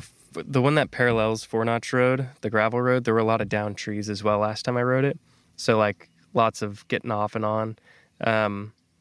And for anybody listening who wants to speed that up, because I think they planned on like 2028 or 29, something like that, to get it cleaned. See if you can donate. I mean, that's a beautiful piece of Texas that I don't think gets enough recognition or funds. Do you know if there's a way to donate directly to that specific project? That's something we can talk to Janice about. She's one of the stewards in the area. Yeah. Because I'm sure she has some sort of place where we can throw some money at to Yeah. help. Yeah. We should do that through East Texas Showdown, is bring some more like awareness That would to be like, awesome. philanthropic efforts You know specifically Janice? in the. Yeah. Okay. Yeah, she's done. Oh, she was at the bikepacking thing. Yeah, she did bikepacking basics. Yeah, and then she came out and did Central Texas, one of the routes. I think she did the lowdown. So she came out to Central Texas after doing bikepacking basics. So yeah, she's great. Last thing on East Texas, I'm going to announce the new award that you were partially responsible for. So we're going to, speaking of making it a fun event and not taking it too seriously, one of the new awards is going to be the biggest poser award. Good name. And it's based off like you and Kyle Gilbert, this past year, 2024, Maxwell just got a ton of like great shots from y'all, like posing in the gas station where like I think you're jumping in the background and he's squatting in the foreground. You have to see the pictures. But 100% of the time, if there's a camera on y'all are like putting on a show. Yeah. Stephanie Hall comes to mind. Hannah Simon comes to mind. Like there's been a lot of people over the years that like anytime there's a camera and I get to look at thousands of pictures and I'm like, these guys are always stunning for the camera. So we're going to create an award. Like, I love it. And it's for all races because a lot of the fun awards are only for lowdown. But this one's for everyone in the race. I think it's fun. Like, have fun. When you see the camera guy there, you weren't at Central Texas this last year, but someone stopped right before the finish line, like right out of view, and attached a kite to their bike and got a kite going and then like rolled in the finish line with a kite going, you know, like more of that. Yes. More of that. Yeah. It just makes it more fun. And when you see Maxwell or whomever out there, oh my gosh, every time I saw Maxwell, I just started beaming. Yeah. Like you just can't help it, but you ride a little bit harder, a little bit stronger, and you get that little boost of energy. Like it's so good. I always worry as an event photographer that people think I'm just some weird dude in the woods, you know? Especially like if it's, you know, solo females coming, like I'm always trying to like present myself in like a non-threatening, because I don't know if you remember my old like van, but I had like this straight up kidnapped stalker van going on for like a while. I missed that van, by the way. It's a good van. Yeah, my Subaru died going to the Tour Divide and I couldn't have both vehicles. Anyway, but yeah, just that van parked in the middle of the woods, the middle of fucking nowhere, and you see some dude roll out. Yeah. So try to like, but I wonder if we should get him like vest or something, but that's different. Yeah, or just like introducing everybody up front. Yeah. So that you're like, if you see this guy, like, do something cool. Be cool. We've done that in the past where I've even like point out like that's what their car looks like and stuff. But a lot of times the event photographers haven't gotten there in time for like the pre-race meeting, so I haven't been able to like point them all out. But anyway, when you see the photographer on the side of the road, just have something planned. Have fun with it. Yeah. You know, it's not serious. No. I mean, it doesn't have to be. It doesn't have to be. It can be if you want it to, but yeah, some people take it seriously. Yeah. Well, it's all, I don't know. It's serious. You can have fun while doing hard things, and that is the perfect balance. Like if you're not having fun riding bikes, what the fuck are you doing? That's what I would say. So do hard things, push yourself, get food poisoning. If you're Andrew Honorma, you got to duct tape your genitalia to keep it from rubbing the sand against your thighs. Ouch. You know, I mean, do all of that, but also have a good time while you're at it. Yeah, might as well. Yeah. You're out there doing it.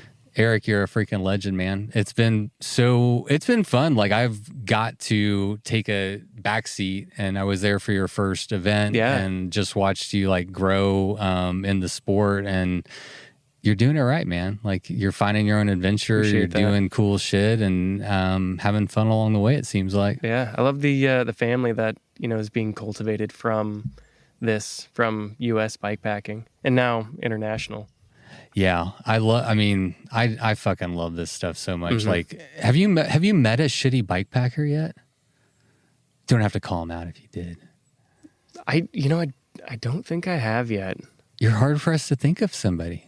I'm really, really trying to think. I mean, no. Yeah, but you know, when you resonate high and you like, you know, try and pursue positive energy, typically that comes back at you. Yeah. And I feel like in this sport, most people are resonating like that. Most people are like pursuing that positive energy. Absolutely. You don't end up on one of these like crazy bike races. I always use the word crazy and I disagree with that. these like wild adventures on accident. Yeah. You know, like you're just not going to sign up for one of these races and want to expose yourself to the elements and sleep in the dirt and eat gas station food. Like, you know, you got to at a baseline be a pretty interesting and unique, thoughtful, out of the box type of person. Yeah. Just at a baseline. Yeah. It's been nice to, especially with the Euro race, like meeting people who are not from the States, not from, you know, the same kind of like Southern culture that I've grown up in, with similar ideas, you know, similar beliefs. It's it kind of reminds you of how big the world is, but yet how tiny it is. You know, there are people out there that want to do the same things you're doing, that are doing the same things, and then also have just similar philosophies you do. Yeah. They just want to be good people. We got our lion's share of them, I think. Yeah. Yeah, it's good to be here. Yeah. No, this is awesome. Eric, good luck on your year, man. Thanks. Wild year. I hope by the end of it you have 1 million sponsors and you can do this full time. Just if I could make a little Can bit you of money. imagine having to go back to like corporate world after having like a year plus off? That would be brutal. Yeah, I'm really dreading that if that does come to fruition, but I'm manifesting the opposite. Yes. And I'm hoping that, if not through bike sponsors, through, you know, just people or, you know, maybe a job in this space. Yeah. That can at least pay my bills. Yeah. You know, I got wrapped up in the culture of corporate excess and, you know, specifically when I was married too. And it's like, I don't need all of the things. I need that steel frame and some decent tires.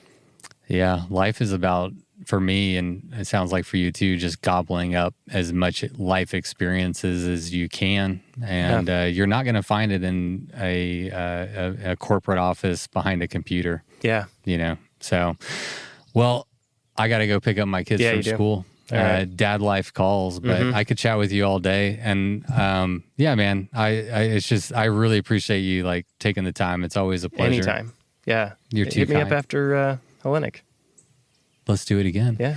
We could follow your whole series. We could do like we did with Hannah and follow through your series. Do you want to do that? Yeah. You signed up? Yeah. Done. I'm into it. All right. Yeah. More podcasts with Eric Wow, House here coming we go. soon. Yeah.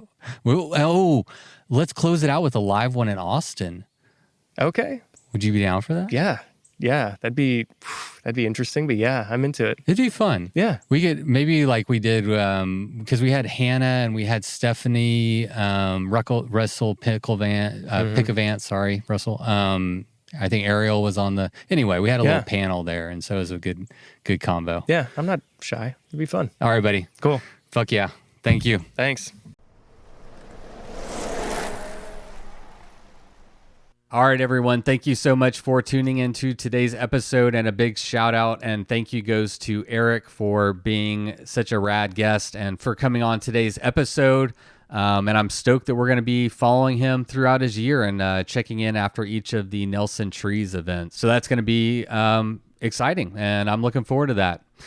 All right. That's all I got. It is always a pleasure. Thank you so much for being here. Until next week, you know what to do. Go ride your damn bike. It was the middle of the night. You grabbed your knife and you held it tight. The sounds of beasts kept you awake. The sounds they made kept you afraid. In the morning, you packed your bike. Memories forgotten from the previous night. You rode faster than ever before. Was it your imagination? Or merely folklore? Fear turned into strength as you pushed further. Every pedal stroke, stronger and firmer. Your bike feels weightless, your legs aren't tired. You think to yourself, just a few more miles. Bikes. Oh.